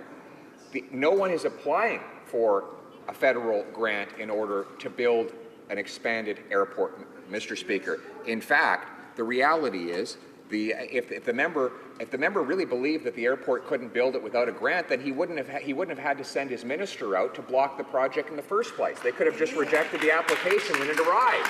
Why wouldn't they have waited for such an application to arrive on the desk? The truth is because there was no need for such an application. This number that he is using, $1.2 billion cost, is a number that he is inventing, because he is he is speaking for a very tiny minority of very well-connected and very wealthy people who do not want to see this expansion go ahead. And it is unfortunate, but they are doing it at the expense of middle-class taxpayers, middle-class workers, and middle-class Torontonians who will lose out as a result of the government blocking this opportunity. Questions and comments? The honourable member for Durham. Thank you, Mr. Speaker, and through you to all my friends in this House, including those in Spadina, Fort York. When I was starting my career, I lived in the Beaches area of Toronto and helped my friend John Tory run for mayor in what I call the version 1.0 campaign. And the bridge to the island airport was a big issue, and the subject of Porter. And the issue of noise often came up. And living in the Beaches, actually south of Queen, on the water, that issue was always conflated and exaggerated. In fact, after a while, people in the downtown of the busiest city with a vibrant boardwalk and waterfront, it became background, Mr. Speaker. I'd ask my colleague to comment on how the C-Series, Mr. Speaker, the aircraft actually are impacted by this insider decision made by the government, is actually quieter and has the ability to operate. This is usually the concern people have, Mr. Speaker, is noise. It's unusual that it be in a city centre airport, because if people are downtown, they're not in the country, Mr. Speaker. But how can the C-Series impact that noise issue that was the original concern with Porter's original operation? You in 30 seconds or less, the honourable member for Carleton. I reminisce myself about my time spent living a summer in downtown Toronto, and it is the centre of a major metropolis, Mr. Speaker. There are sounds there. One of the sounds that I rarely noticed when I worked there was the airport and the air traffic. And the member is quite correct that the C-Series is renowned for technology that suppresses the noise and makes it more friendly to surrounding communities in which it lands and lifts off. And this innovation, of which the government claims to be such a great fan, should be encouraged rather than blocked, and that's why I'm pleased to stand today in support of the expansion of the Billy Bishop Airport. Thank you. Resuming debate, the parliamentary secretary to the leader of the government in the House of Commons. Thank you very much, Mr. Speaker. It's always a privilege and pleasure to be able to rise and address issues inside this wonderful chamber. And I find it very interesting that the official opposition has chosen to bring forward an opposition motion that ultimately tries to do two things and to try to confuse members, and in fact, I would suggest you to try to put in a bit of a wedge issue between different communities. And I'd like to expand on that. And I've had the opportunity to listen to a number of the Conservative members of Parliament speak on the motion, and it just reinforces in terms of what it is that I'm about to say, Mr. Speaker. Let's recognize what it is that the motion is really talking about. It talks about the importance of Bombardier, and we all agree in terms of just how important that corporation is. And then it talks about the Billy Bishop Airport, and it's really calling upon the government to take some actions on the Billy Bishop Airport that they want to see the government expand or agree to an expansion.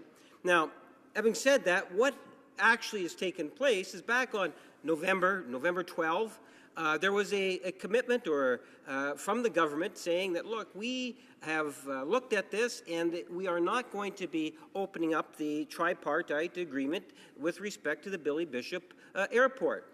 What a novel idea, Mr. Speaker, to the Conservatives. Imagine a government being transparent and ultimately saying in a very public fashion that we are not going to be seeing that tripartite agreement opened up. Mr. Speaker, that in essence, I believe, assisted a great deal of stakeholders in terms of their own planning and so forth, in terms of where to go from that particular point. Let me be very clear, and that is to say that the airport authority, or that port authority, Mr. Speaker, was wanting at one point to see some sort of an expansion take place. In fact, Mr. Speaker, when it was found out that they were giving that some consideration, City of Toronto says, well, if that is going to happen, they listed off a number of conditions. I believe my colleague, the Parliamentary Secretary to the Prime Minister, said it was somewhere in the neighborhood of about 25 conditions. So if there was going to be any sort of expansion, that those 25 conditions from their perspective had to be met. The Port Authority made it very clear. It did not and was not going to feel obligated, nor was it prepared to meet those agreements or those conditions. It continued on with a number of different studies, and having had the opportunity to study it, even though the city was not prepared to support it, it ultimately came to the conclusion that it was not going to be moving forward on it. Then you have the City of Toronto on at least 5 different occasions where they could have voted in favor of seeing the expansion take place. And they chose not to do that, Mr. Speaker.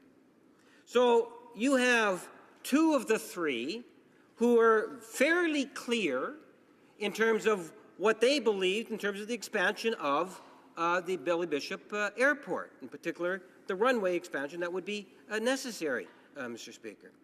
Then you had the federal government back on November 12, based in terms of what it is that they've witnessed. You have very strong personalities within the Liberal caucus and many outsider associations and groups that no doubt participated and ultimately led to the Government of Canada proclaiming back on November 12 that they were not prepared to open up the tripartite agreement. So it shouldn't be any great surprise. I am surprised at the Conservatives who seem to believe that today it is an issue. And this is the reason why they bring it forward. They sat in government for 10 years, Mr. Speaker. They had the ability to move that project forward, to try to influence, and they chose not to do it, Mr. Speaker. And now they stand in their place and they try to proclaim, well, the federal Liberal government has to see that extension taken place. They're almost to the degree in which they're being critical of us not for what we have done in terms of being transparent and working with others and ultimately making a decision. So you ask, well, why then are they pushing it today? And I think, Mr. Speaker, this is where you start to get a better sense of it. They're trying to pitch the issue of Bombardier and the importance of that particular company. They try, and I've listened to a number of them stand and speak, and they say, well, gee whiz, if that doesn't happen, if that expansion doesn't take place, the C-series of the Bombardier aircraft is dead, that it's not going to go anywhere. Imagine all the jobs that are going to be lost. Well, I can tell the Conservative members that Bombardier is an international company, a company that employs thousands of people, Mr. Speaker, that go far beyond the borders of Quebec. It has a proven track record. It has an aircraft that's on the market that is in fact going to have a significant imprint into the future. This whole running around saying the sky is falling and Bombardier is doomed because we don't extend the Billy Bishop Airport is total garbage, Mr. Speaker. It makes no sense whatsoever. But the Conservative policy wonks in their leader's office has made the decision to try to use it as an issue to divide. And, Mr. Speaker, I believe that the government's approach at dealing with this issue has been very clear, virtually right from the beginning. But I want to talk about the aerospace industry. Because when we talk about the aerospace industry, what we're really talking about is not only that first-class world product that many manufacturers, virtually in all regions of our country, contribute to, Mr. Speaker, but it is an industry that provides good quality jobs. And I know if you talk to my colleagues within the Liberal caucus, each and every one will boast about the importance of the aerospace industry. Whether you sit, Mr. Speaker, in any part of this chamber amongst the Liberal caucus, from the minister to all, you will find that there is a great deal of support for our aerospace industry. We recognize the valuable contributions that it plays to Canadian society. We recognize it as an industry that, if properly supported, that in fact it can continue to grow into the future, creating more jobs for Canadians, Mr. Speaker. We are a party that believes in technology and advancing that, Mr. Speaker, where we can. You know, we have a budget that's coming up in just a few more days, Mr. Speaker, and I'm sure we'll see good signs of just how valuable our manufacturing industry is. In particular, from my perspective, and for today, I'm talking about the aerospace industry. We recognize that. We recognize the value of the thousands of people that work for the company Bombardier, Mr. Speaker, Bombardier, and we want to do what we can to ensure that, as much as possible, that there are going to be jobs that are going to be protected. And there is a role for the government to play. There's negotiations that are taking place. The Canadian government is not turning its back to the aerospace industry, unlike what the Conservatives did when they were in government, Mr. Speaker. In fact, when I was first elected, I saw many jobs that were devastated and were lost because the then government of the day chose to turn its back on the industry. The industry doesn't have to fear that with the Liberal government, Mr. Speaker. We recognize the importance of those valuable jobs and the livelihoods that those that fill those jobs. It's an industry that we truly care about, and it is under negotiations in certain aspects, and I'm an optimist. I believe that we, under this Prime Minister, will in fact not only continue to have a healthy aerospace industry, but it will grow. It will grow because the Government of Canada truly cares about that industry, unlike the former government, Mr. Speaker. And I see that in wanting to keep to 10 minutes, that my time has virtually expired. But to suffice to say, Mr. Speaker, I believe that it's important that we do not support this motion put forward by the Conservative Opposition Party, that it is not in Canada's best interest. Thank you, Mr. Speaker. Questions and comments? The honourable member for Carlton Trail, Eagle Creek. Thank you very much, Mr. Speaker, and I want to thank the member opposite for his comments.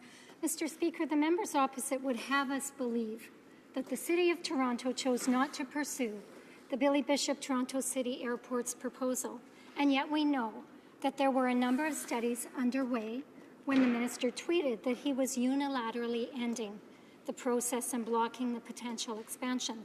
We also know that the city's expectations were that the studies being undertaken would address the conditions adopted by City Council. And so my question for the member opposite is this. Does he think that a tweet is a good way to announce major public policy?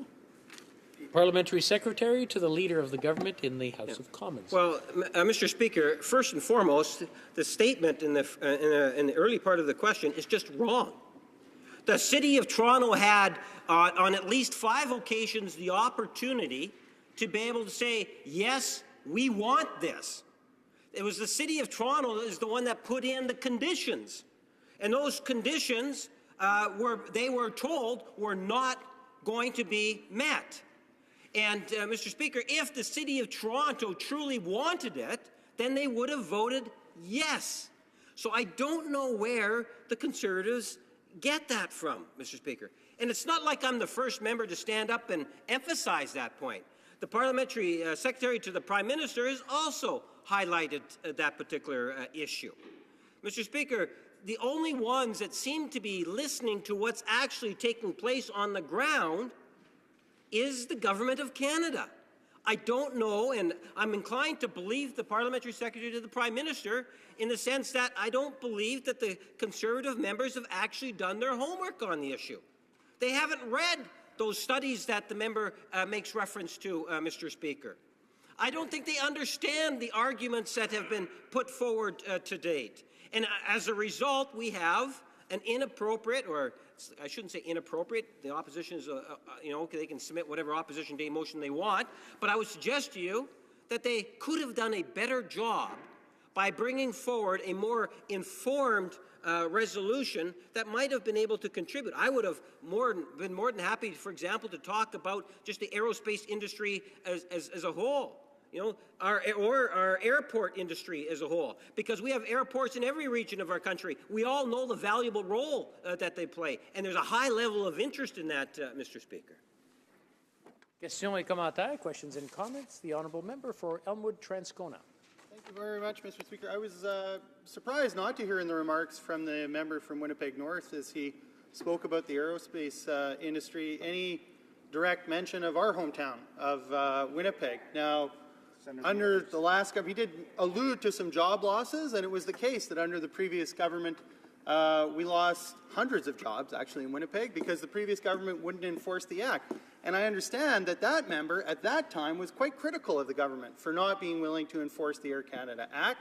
And I wonder if the reason, perhaps, that he didn't mention our city is because of his shame for now sitting with the government that won't enforce that act. So I wonder if he might take this opportunity, Mr. Speaker, to absolve himself of that shame, stand in the House and call on his own government to enforce the Act and to stop talking about possibly changing the Act to further let Air Canada off the hook. Thank you very much. The Honourable Parliamentary Secretary to the Leader of the Government in the House of Commons. Yes, Mr. Speaker, I'll make no apologies for being a strong advocate for the aerospace industry. Whether that aerospace industry is in my home city, in which I love and care deeply about, of Winnipeg, or the aerospace industry in Ontario or Quebec or BC or other regions, Mr. Speaker, I think that when we're standing at least dealing with this particular issue, I want to highlight just how important the industry as a whole is. To my own city, I will advocate for those jobs, and we do that through the negotiations, Mr. Speaker. I was really, really disappointed about the NDP provincial government not taking Air Canada to court.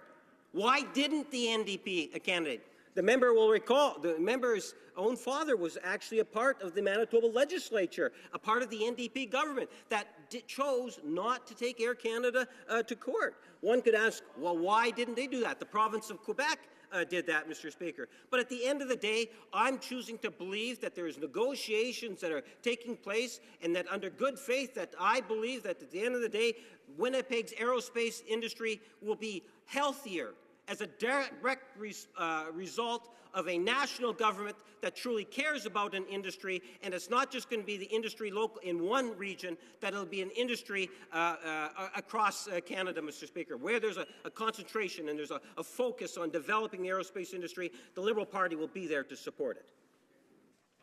Questions or comments? À la reprise du débat, resuming debate. The Honourable Member for Cariboo Prince George. Thank you, Mr. Speaker. I'm pleased to be able to stand in the House and speak to today's opposition motion regarding the Liberal government's decision to restrict the expansion of the Billy Bishop Toronto City Airport.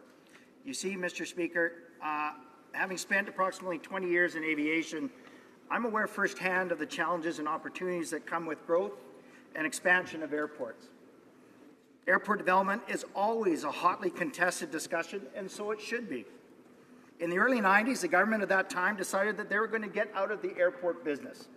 With the introduction of the National Airports Policy, a new framework was defined with relation to the federal government's role in aviation. NASA airports comprised of the 26 airports across Canada that were deemed as critical links for our country. These airports were deemed essential to Canada's air transport system. These airports also served 94% of the air traffic in Canada. The airports were transferred under lease to airport authorities and in some cases, municipalities. The infrastructure in many of these airports, if not all, was antiquated and in need of desperate attention. Through these transfer negotiations, reinvestment monies were given. But the expectation for these airports that they were to do everything in their power to build strong business cases so that they could be self-sufficient. Mr. Speaker, airports have very few revenue generation streams. While with the transfer of airports and newfound independence also came the realization that user pay systems were needed. Airport improvement fees became the norm, and today we have airports that are incredible examples of the NASA airport transfer. We also have airports that struggle daily to be competitive and to remain innovative, struggle daily to ensure that the safety precautions are taken. Mr. Speaker, while we all share love for the Maple Leaf and common borders, the reality is that airports compete from one to the next for machinery and for air service for their community. Airport authorities and municipalities are now responsible for developing the business case for development and creative solutions for achieving their air service development goals. The land that surrounds airports is oftentimes valuable agriculture, and as our communities grow, we have seen residential encroachment around airports. In my former position, I was tasked with promoting regional, provincial, and national passenger cargo and tourism opportunities on the world stage. Mr. Speaker, I was the guy or the person that was sitting before the airlines, marketing our country, marketing my community, and marketing our province, ensuring that we were competitive. During my years, I had the opportunity to represent Canada throughout Europe, the Middle East, Asia, and the Americas on trade missions, industry conferences, and on regulatory panels. I've also had the chance to represent on industry topics such as regarding air service development, cargo, supply chain, management, security, regional tourism opportunities. And Mr. Speaker, I've heard some of the arguments around unfair monopoly on slots, concerns over environmental and potential noise pollution, all valid points, all concerns that are seen throughout Canada. But we're missing a key point. Canada needs to remain competitive. And how do we do this? By removing trade barriers, by creating innovative air policy and trade policies, by removing barriers for the movement of passengers and cargo, and by ensuring seamless flow of goods and people to and from Canada. By doing everything we can to promote and facilitate growth of Canadian companies, by protecting and growing Canadian jobs and products. By doing this, Canada will and can continue to grow.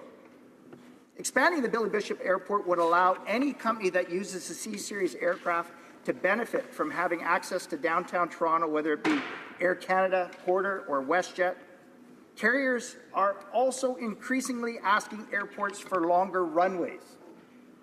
With the creation of new machinery comes new safety policies regarding the safe operations of aircraft from manufacturers, not just Bombardier, but Boeing and Airbus. So why are carriers being asked to lengthen their runways or provide longer runways? Because it's easier on equipment and provides greater safety precautions in the event of unpredictable weather conditions. Mr. Speaker, currently Porter has Q400 aircraft. And the current CEO has said that the current length of the runway, with the ever-increasingly challenging weather climate that we have and the issues that we have in terms of the new regulatory policy coming from, or safety policies coming from the carriers and the manufacturers, that they're being increasingly asked to lengthen the runway. So it is a challenge for airports, authorities, or municipalities to be able to fund this. Billy Bishop is not the only one that is facing concerns over these safety precautions. Mr. Speaker, Billy Bishop Airport is considered to be one of the busiest in Canada. Roughly 2.5 million passengers passed through the terminal last year, and this number is expected to grow over the course of 2016. The runways are currently at 3,990 feet, and with this increased, this new proposed expansion, it would bring it to about 5,400 feet and allow for aircraft to run hotter and faster and safer. On a typical weekday, there are 202 commercial takeoffs or landings on the island, connecting airports to 24 short-haul destinations in Eastern Canada and the United States, connecting Canadian passengers and cargo to U.S. markets, and vice versa. Business is good, Mr. Speaker, but in the early 2000s, when the airport infrastructure was falling apart and Air Canada Jazz was the only commercial carrier flying to one destination, this airport was able to sell a vision to a carrier. Somebody believed in them. Mr. Speaker, in Canada, we champion our pioneer spirit. The Billy Bishop Airport should be penalized for having a carrier believe in them, invest in their project and the future of this critical transportation hub. Porter shouldn't be penalized for having the fortitude to take bold steps forward, despite a national aviation climate that protects its largest carriers. Both Porter Airlines and Billy Bishop shouldn't be scrutinized for slots monopoly or anti-competition, as WestJet faced the very same challenge when we were starting out. Yes, I was a WestJet owner. And in our larger airports, both of these carriers still enjoy the very same opportunities that they are complaining about at Billy Bishop. When small airports and communities across Canada are being held hostage by big carriers who wield their influence by pulling code share and shift their services at a whim, regardless of the importance and vital connectivity that air service provides, somebody has to stand up for them. And we should be applauding airports and municipalities and airport authorities that are taking the bold step forward and trying to do everything in their power to preserve their air service.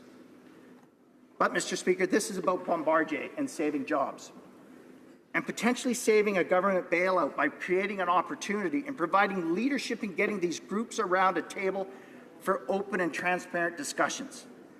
The member from Spadina, Fort York, has been vocal opponent of any airport expansion for any purpose since Porter began growing its operations out of the airport. In a letter to a citizens group aimed at stopping the growth of the airport, the member from Spadina, Fort York wrote, and I quote, "No jets, no expansion, period." But that's not all, and it's been mentioned earlier today. Just days after the election, the Minister of Transport used Twitter as his sounding board to announce that there would be no expansion at the Billy Bishop Airport.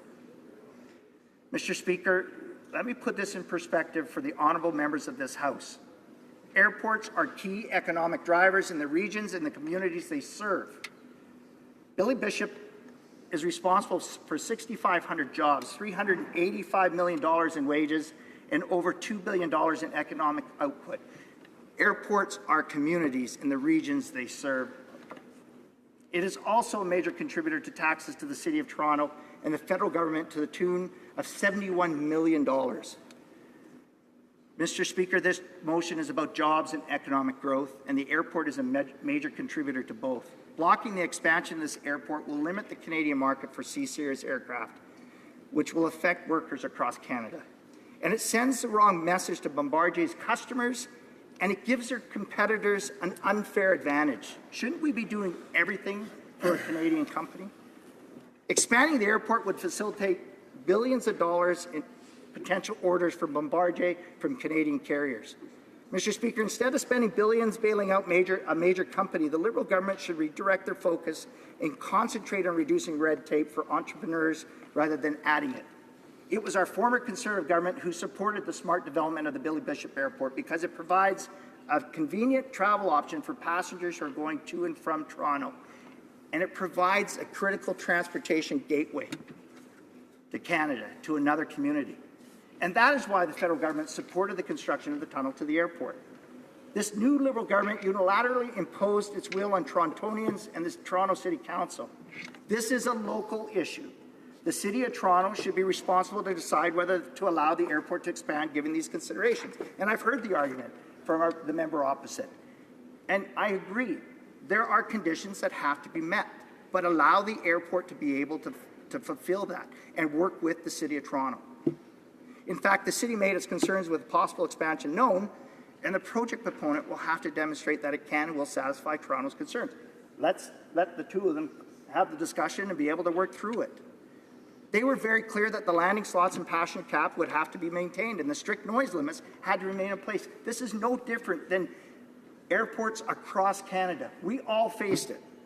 Yet this Minister of Transport unilaterally blocked the right of the City of Toronto to hold consultations and decide whether or not to allow their local airport to expand and grow along with the city. Now, the City of Toronto also has a very aggressive event management group that they're going after a number of big international events. This airport would help alleviate congestion at their bigger airport and facilitate more tourists, more passengers to the City of Toronto. If the minister had stated any evidence-based reason for his denial of the potential airport expansion, then proponents of the airport expansion would be able to alter their plans to integrate these concerns and regulations. Mr. Speaker, I think we can all agree that the people who are most impacted for the future of the Billy Bishop Airport are those who live in Toronto, not Ottawa and not Montreal. Mr. Speaker, for a government that obsesses endlessly about consulting on everything, the deliberate lack of consultation in this case is telling. When it comes to economic growth and job creation, this Liberal government should act as an enabler rather than an impediment, as it clearly is demonstrated with this action. Instead of killing jobs, Mr. Speaker, maybe they should try creating some. While this federal government keeps looking for ways to support Bombardier that will cost taxpayers billions of dollars, they keep ignoring the private sector solutions that wouldn't cost taxpayers a dime. Mr. Speaker, Bombardier has designed a best-in-class aircraft that is ideally suited for smaller airports like Billy Bishop. Expanding the airport would create a market from Bombardier from any company who chooses to use this airport. And let's go back to my earlier point, Mr. Speaker. It's about keeping Canada competitive, keeping our communities competitive, and we fight for air service. Mr. Speaker, we were all elected based on our ability to see local issues through a national lens. The future of Bombardier and Billy Bishop will have national repercussions if this Liberal government continues to abuse their decision-making powers. It is my sincere hope that all members in this House will support today's motion and that the Prime Minister will begin the process of supporting Bombardier and the C-Series aircraft program without asking for taxpayers to foot the bill. Thank you very much. It being 6:43 p.m., pursuant to order made earlier today, all questions necessary to dispose of the opposition motion are deemed put and a record division deemed requested and deferred until Wednesday, March 9th, 2016, at the expiry of the time provided for oral questions. In accordance with Standing Order 38, a motion to adjourn the House is deemed to have been made and seconded at this time. Therefore, the question is that this House now be adjourned. The Honourable Member for Calgary Nose Hill. Thank you, Mr. Speaker. Today is International Women's Day, and it's a day where we celebrate the accomplishments of women and also look at issues that face women, that face women's advancement, women's health, women's safety. And I think I would be very remiss today if I didn't bring up the plight of the Yazidi women within the context of several Middle Eastern conflicts right now. Earlier in this parliamentary session, I asked the Minister of Immigration if he would categorize or classify what is happening to the Yazidi people as genocide. He declined to answer that. And I asked how many Yazidi women had been brought to Canada as part of their refugee initiatives. He also declined to answer that. We can't turn a blind eye to the violence that is happening against Yazidi women. I really feel that if we take it lightly, if we turn a blind eye to it, when we use the term never again, it's going to turn into never mind. There are reports every day of the rape, the sexual slavery, the atrocities committed to children. Like, these are girls that are 6 or 7 years old. you know, I can pull any numerous newspaper articles and talk about how women are being used. They're being treated as a subspecies. They're not even being treated as human. They're being treated as less than human. And the impact on this group of people affects everyone around the world. Everybody who is a human being on our planet should be concerned about what is happening to these women in this area. And we need to do more. I just want to highlight some of the things that are happening, just to really emphasize what's happening. There have been mass graves found filled with Yazidi women. There's reports that ISIS have established an international sex ring by smuggling captured Yazidi sex slaves. They're being sent to Afghanistan, Pakistan, Chechnya. Women's children that are born while they're in captivity are being killed in front of them. These women are being forced to watch, you know, young girls bleed out after being raped multiple times by ISIS soldiers. You know, on International Women's Day, I think it's very important for people in this House to understand that throughout history, women have been controlled by their body and by their sexuality. And it's a very common thing to demean women by using acts of sexual degradation to treat them as less than human or less than whole. And it's only societies and cultures that recognize that this is wrong, that this is something that we shouldn't celebrate, that this is something that we should actively fight against, and where you see true gender equality and the parity of women. So, Mr. Speaker, I ask again my colleague, and I ask this not from a partisan perspective, but on International Women's Day, on a day when we talk about women, the United Nations has even classified what's happening to the Yazidi people as genocide. If the government will, in fact, call this what it is, a genocide, and if he will tell the Canadian people how many Yazidi women have been brought to Canada under this government's tenure. The Honourable Parliamentary Secretary to the Minister of Immigration and Refugees and Citizenship. Thank you very much, Mr. Speaker, and I thank my colleague for her statements today and for the interventions that she's made on this issue. Obviously, on International Women's Day, it's a very timely topic of discussion. This government and our party stands steadfast in solidarity with women in Canada and women around the world, including the Yazidi women that have been mentioned by my friend, the member from Calgary Nose Hill. The important piece here, Mr. Speaker, is that when we are looking at the Yazidi atrocities, and there have been many atrocities, despicable, that are inhumane and tragic, we deplore all acts that have been taken in the name of the so-called Islamic State. Loathsome murderous actions towards the Yazidi people, loathsome murderous actions towards all people. These terrible attacks, of course, have contributed greatly to the Syrian refugee crisis that captured the attention of governments and people around the world, including here in Canada. Mr. Speaker, it goes without saying that the response to the crisis here in Canada has actually been overwhelming. In terms of what we have seen, it has been a complete national effort, an effort that is large-scale. It involves government actors. It involves non-government actors, Mr. Speaker. It involves private sector individuals. It involves service provider organizations. We are the only country on the planet, Mr. Speaker, that actually involves the private, has an entity called private sponsorship when we're bringing in refugees. And as of last week, Mr. Speaker, 8,950 privately sponsored refugees had arrived in this country from Syria of all different ethnicities, of all different backgrounds and religions.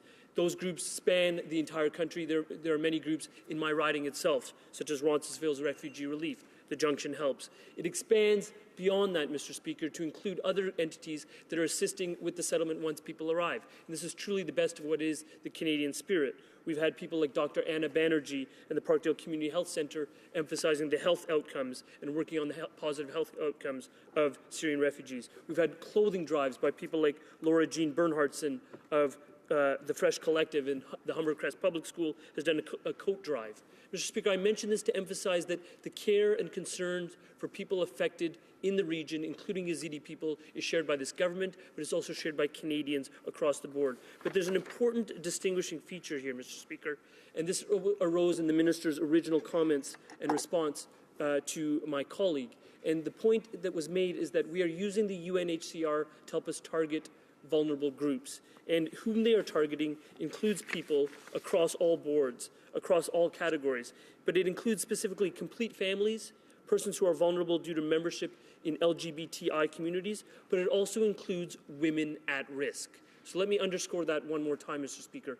Women at risk are a category that we are looking at as vulnerable. It's a category that the UNHCR is looking at as vulnerable. I think that is especially important to underline today on International Women's Day. But more importantly, Mr. Speaker, and this cannot be emphasized enough, is that when we are bringing in Syrian refugees, we are doing it in a manner that is ethnically and religiously blind.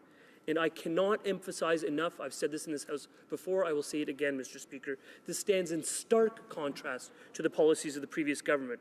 My colleague's party chose to be selective in who was let in and who was not let in into this country. In documents tabled in this House in response to a question on the order paper put forward by the NDP opposition critic, all of our suspicions were confirmed that the previous government targeted religious and ethnic minorities to the detriment of other groups.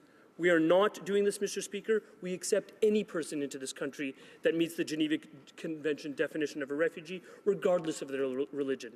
Be they a minority Yazidi, be they a majority Sunni Muslim, Mr. Speaker. Religious hierarchies have no place in this government or in this country, and we are ending that kind of policy. Thank you. The honourable member for Calgary Nose Hill. Mr. Speaker, in a 60 Minutes interview this week, the Prime Minister said they were picking and choosing refugees in this initiative. That's directly contrary to what my colleague just said. And he talked about being blind in this issue. That is exactly the wrong approach. The United Nations High Commissioner Human Rights Report in March 2015 specifically outlined this as a genocide. Why won't the government stand up and call this for what it is? It's genocide. He can do that right now and send a message. And why won't he tell Canadians how many, he spent 4 minutes avoiding telling Canadians how many Yazidi women have been brought to Canada under this initiative, and that is shameful. The Honourable Parliamentary Secretary to the Minister of Immigration, Refugees and Citizenship. Thank you, Mr. Speaker.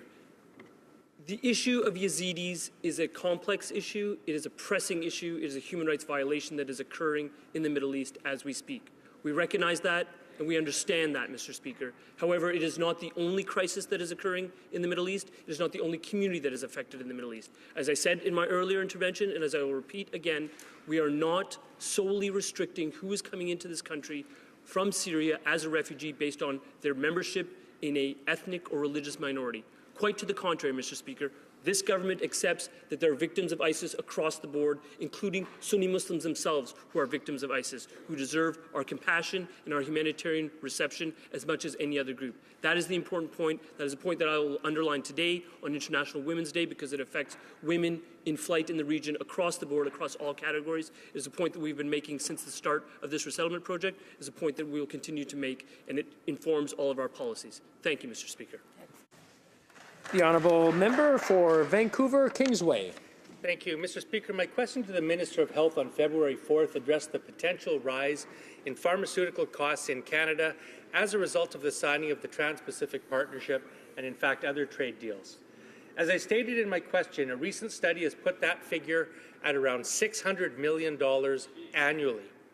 This is particularly concerning since, over the last 20 years, pharmaceuticals have been the fastest-growing cost to Canada's healthcare system. Only in recent years has the pace of growth in drug costs in Canada subsided somewhat. However, Canadians still pay the second highest prescription drug prices in the world, second only to the United States. And the growing cost burden of prescription medications on our public healthcare system and individual Canadians is unsustainable. With the coming tidal wave of baby boomers reaching their elder years, sky-high medication prices are even more concerning for the fiscal sustainability of our healthcare system. Most observers and stakeholders of Canada's Medicare system agree that federal, provincial, and territorial governments must begin ambitious work to overhaul healthcare delivery in Canada. We need new ideas, new plans, and innovative approaches to find savings, provide better care and improve access to health care. Mr. Speaker, providing universal coverage to all Canadians for prescription medications is one of the most practical and achievable short-term reforms that could be undertaken by this government. Practical, because the cost of maintaining the status quo is too high for public health and for the public purse.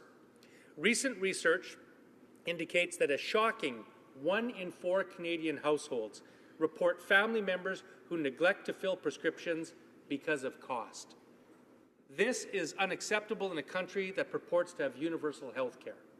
This epidemic of cost-related non-adherence to prescriptions means more Canadians become sicker and more Canadians end up in hospital. This costs our healthcare system an avoidable billions every year. Mr. Speaker, pharmacare is also achievable because the payoff from national and universal coverage for medications outweighs the investment. Canada's leading health economists have conducted groundbreaking research demonstrating that upfront government investments of between $3 and $5 billion would result in savings of between $4 and $11 billion per year. Better yet, most of these savings would go straight to the pocketbooks of Canadians and the budget lines of businesses. Pharmacare is a silver bullet for many of the troubles facing Canada's public health care system. New Democrats strongly urge the Health Minister to make national pharmacare a priority issue over the coming years. Addressing costs, improving care, strengthening and growing public coverage of health services will be the #1 challenge for the new Health Minister. This goes beyond just the issue of prescription drug costs. New Democrats are calling on the Health Minister to conclude negotiations for a new health accord with stable funding between the federal government and the provinces and territories. Our party echoes the calls by many in the healthcare community for an increase in Ottawa's contributions to at least 25% by 2025 at the latest. And a new health accord must include strong strings attached. Provinces must be compelled to roll back harmful privatization in the delivery of healthcare services and crack down on user fees and other unfair barriers. Adherence to the principles of the Canada Health Act must be non-negotiable. Canada's public Medicare system must be strengthened, not weakened. Finally, it is also long past time for federal government leadership in community and home care. All major healthcare stakeholders agree that healthcare must move into communities closer to Canadians through multidisciplinary health clinics and quality home care services. It's time we improve care for Canadians while reducing costs. Thank you, Mr. Speaker. Your Honourable Parliamentary Secretary to the Minister of International Trade. Thank you very much, Mr. Speaker. As a trading nation, Canada's economic growth is directly linked to international trade. This government supports free trade as a way to open markets to Canadian goods and services, grow Canadian businesses, and create good-paying jobs for the middle class. The scope of the TPP, or Trans-Pacific Partnership, is significant, Mr. Speaker. To restate the often quoted figures, the TPP encompasses 800 million people in 12 countries, with a combined GDP of $28 trillion US, covering nearly 40% of the world's economy. Our pledge to Canadians is to ensure that they are fully consulted on the outcomes of the TPP. Our job right now is to carefully review the text and continue to consult with Canadians. The government wants to ensure that Canadians are able to properly consult or study the TPP, ask their questions, and express their opinions as to whether or not Canada's participation in the Accord is in their best interests. To do that, Mr. Speaker, the Minister of International Trade is undertaking a vast consultation process to offer Canadians the opportunity to give their opinion on the agreement and on Canada's participation in that agreement before the government takes a decision concerning ratification. The signing of the TPP was just the first step in the process, and it's not synonymous with ratification or its coming into effect in Canada. Signing TPP allows Canada to maintain its status as an originating partner of the agreement and to maintain all the rights and powers conferred by that status. This also allows our government, Mr. Speaker, to continue consulting Canadians, and it gives parliamentarians the opportunity to discuss the repercussions of the agreement on their respective agreements and on the future of the country. In addition, the Minister of International Trade is working closely with her colleagues whose portfolios are affected by TPP to mobilize Canadian stakeholders and hear their opinions. This is a whole-of-government effort. The Minister of Agriculture is mobilizing stakeholders in the agricultural sector concerning TPP. The Minister of Innovation, Science and Economic Development is doing the same with stakeholders under his department. All concerned ministers are undertaking similar efforts. As Parliamentary Secretary to the Minister of International Trade, I am also working to mobilize Canadians in this area. Since November, the Government of Canada has undertaken over 200 meetings with over 300 national stakeholders coming from the provinces and territories, universities, the business sector, among many others. And the government has received about 10,000 written submissions since November. The minister will also consult Parliament, and the Standing Committee on International Trade of the House of Commons has started a study of TPP. Canadians employ innovative ideas and creative thinking that become products, technologies, and services that change the way we live. The intellectual property framework, which our honourable member has noted, is an important element of any knowledge-based economy. Canada's long-standing approach, Mr. Speaker, with respect to intellectual property has been to strike a balance between creators and users. I know this balance well, Mr. Speaker, as I've had the privilege of teaching and conducting research in intellectual property in one of the best law faculties in Canada and in the world over the last 20 years.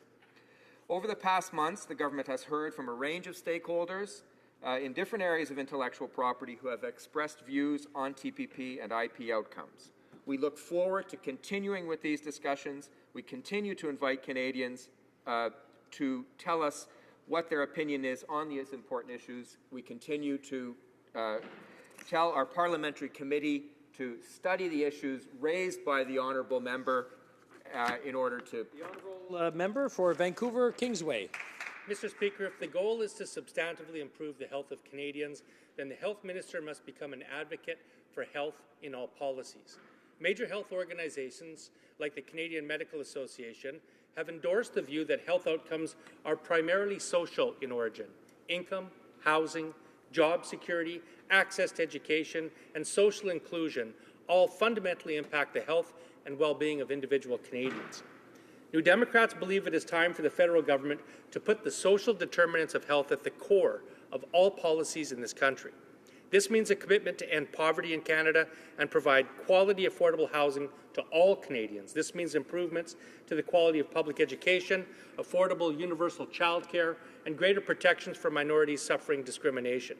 This means resources for mental health services to provide services to Canadians seeking help and efforts to reduce stigma. Mr. Speaker, this Parliament, New Democrats will work hard towards these goals and be a willing partner with this government towards them. Honourable Parliamentary Secretary to the Minister of International Trade. Speaker, this government is committed to consulting widely with interest in intellectual property in Canada in the context of trade agreements. Nothing in these agreements preclude any sort of policy with respect to pharmacare in Canada. Signing the agreement is not the same as ratifying it. On the TPP, we are doing exactly what we promised we would do during the election campaign. We told Canadians we would take time to listen to them and consult widely on this deal. We have begun this process. A pan-government approach was adopted, Mr. Speaker, after the consultations, and I mentioned over 200 meetings took place. This accord is important and must be the subject of discussion among Canadians. We heard the pleas in favour of the TPP, just as we heard concerns about it. We will hold a parliamentary debate in due course before any decision is made about its ratification. Thank you. The honourable member for Sherwood Park, Fort Saskatchewan. Mr. Speaker, and I appreciate the opportunity to be able to again ask this government what they are going to do with the Office of Religious Freedom. We and others have been asking them to put ideology aside and to recognize the good work that this office has done and to simply renew its mandate. The office is working, is doing good work, and should continue to do that work. when it comes to this office and its mandate, it's worth referencing the old saying, if it ain't broke, don't fix it. Unfortunately, with many important issues hanging in the balance, the government has yet to answer our simple questions about their plans for this office. Have they still not decided, or are they simply not ready to tell us yet? Canadians, and especially the growing number of Canadians with personal and family connections to hard-pressed religious minority communities around the world, really want to know what the government is going to do to this office. The government has been sending mixed signals, and they're trying to buy themselves time with a short-term extension. Still, Canadians and people around the world want to know what's happening with this office. And we've spoken before in this House about the good work of this office. In Africa, in the Middle East, in Pakistan, in Ukraine. In fact, I was recently in India and had an opportunity to speak to students at Indian universities about human rights and religious freedom. And Mr. Speaker, I was asked specifically about the Office of Religious Freedom. This isn't just something that Canadians are paying attention to. People around the world, students, the elderly, and everyone in between, are listening and asking if Canada is still going to be involved in fighting for human rights and human dignity in this vital way. This past Sunday, I was speaking about this issue at a major Gurdwara in Mississauga, and I was pleased to be able to highlight cooperation between faith leaders in Canada calling for the renewal of this office. Sikh, Jewish, Muslim, and Christian leaders have spoken out together in support of this office. The office advocates for all people. It was officially launched in a mosque, and its advocacy includes 4 non-believers who have specific representation on the office's External Advisory Committee. The government hasn't answered the central question. All they have said on this subject is, quote, human rights are universal, interdependent, and indivisible. And absolutely, they are. And we are also well served by centers of excellence within government and within the Department of Global Affairs, which focus on specific areas. To name another example, we have a department for the status of women.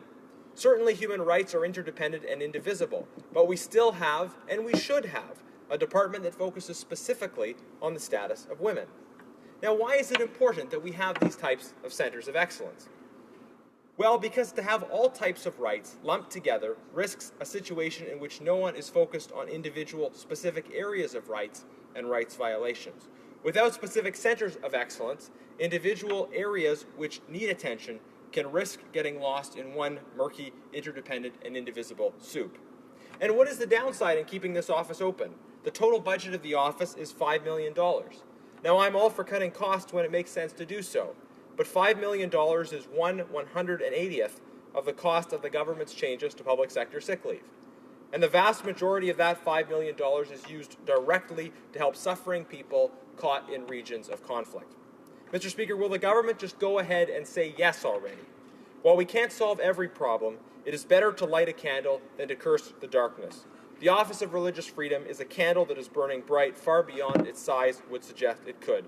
So could the government say, please don't snuff this candle out? The Honourable Parliamentary Secretary to the Minister of Foreign Affairs. Mr. Speaker, the promotion and protection of human rights, including freedom of religion or belief, is an integral part of Canada's constructive engagement in the world. Canada recognizes that human rights are universal, indivisible, and interdependent and interrelated, as the Honourable Member said. As a part of broader effort to cultivate long-term stability, tolerance, and respect for human rights, including freedom of religion or belief, Global Affairs Canada, through the Office of Religious Freedom, is supporting 2 projects in Ukraine to promote interfaith dialogue and to strengthen the capacity of local authorities to respond to hate crimes. As the Honourable Member is aware, the Office of Religious Freedom has advocated on behalf of religious communities under threat, opposed religious hatred and intolerance, and promoted pluralism and respect for diversity abroad. As the Minister of Foreign Affairs has already stated repeatedly, we are grateful for Dr. Andrew Bennett's service as the head of the Office of Religious Freedom and for his ingenuity, sensitivity, and competency over the past 3 years. We are currently examining options on how to build on the work that has been accomplished in the promotion of freedom of religion or belief and to enhance our effort to champion peaceful pluralism, respect for diversity, and human rights as a whole. Rest assured that we will build on this and strengthen the work undertaken by the Office of Religious Freedom. There's still much to be improved in the field of human rights at home and abroad, and Canada will work continuously to promote positive change. But I do want to take the opportunity as well to comment on the situation in Ukraine, because the honourable member has brought it up in his original question. And I want to repeat that our government's support for Ukraine, as the Minister of Foreign Affairs already stated many times, and particularly during his recent visit to Kiev, this government remains unwavering in its support to Ukraine, which encompasses a broad range of development, financial, humanitarian, and non-lethal military assistance. Canada continues to condemn Russia's illegal annexation of Crimea and its support to separatists in eastern Ukraine. As the Prime Minister emphasized to President Putin at the G20 in November, we expect Russia to implement its commitment under the Minsk peace process. Canada is maintaining pressure on Russia to do so and will not contemplate the lifting of sanctions under Russia until Russia has completely met all of its Minsk obligations. Any engagement with Russia would include direct and blunt messages on Russia's unacceptable action in Ukraine. And with respect to freedom of religion in Ukraine, we remain concerned about the deteriorating human rights situation in eastern Ukraine, according to the latest report from the UN Human Rights Monitoring Mission to Ukraine.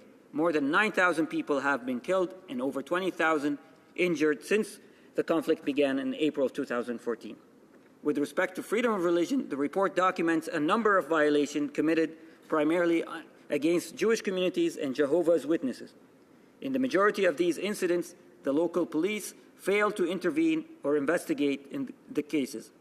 In the city of Luhansk, for example, 4 Jehovah's Witnesses were interrogated for 6 hours by the insurgents, so-called state security authorities, with interrogators forbidding them to distribute religious literature and to publicly practice their religion. Canada's embassy in Kiev regularly engages and advocates on a wide range of human rights issues. Thank you, Mr. Speaker. The honourable member for Sherwood Park, Fort Saskatchewan.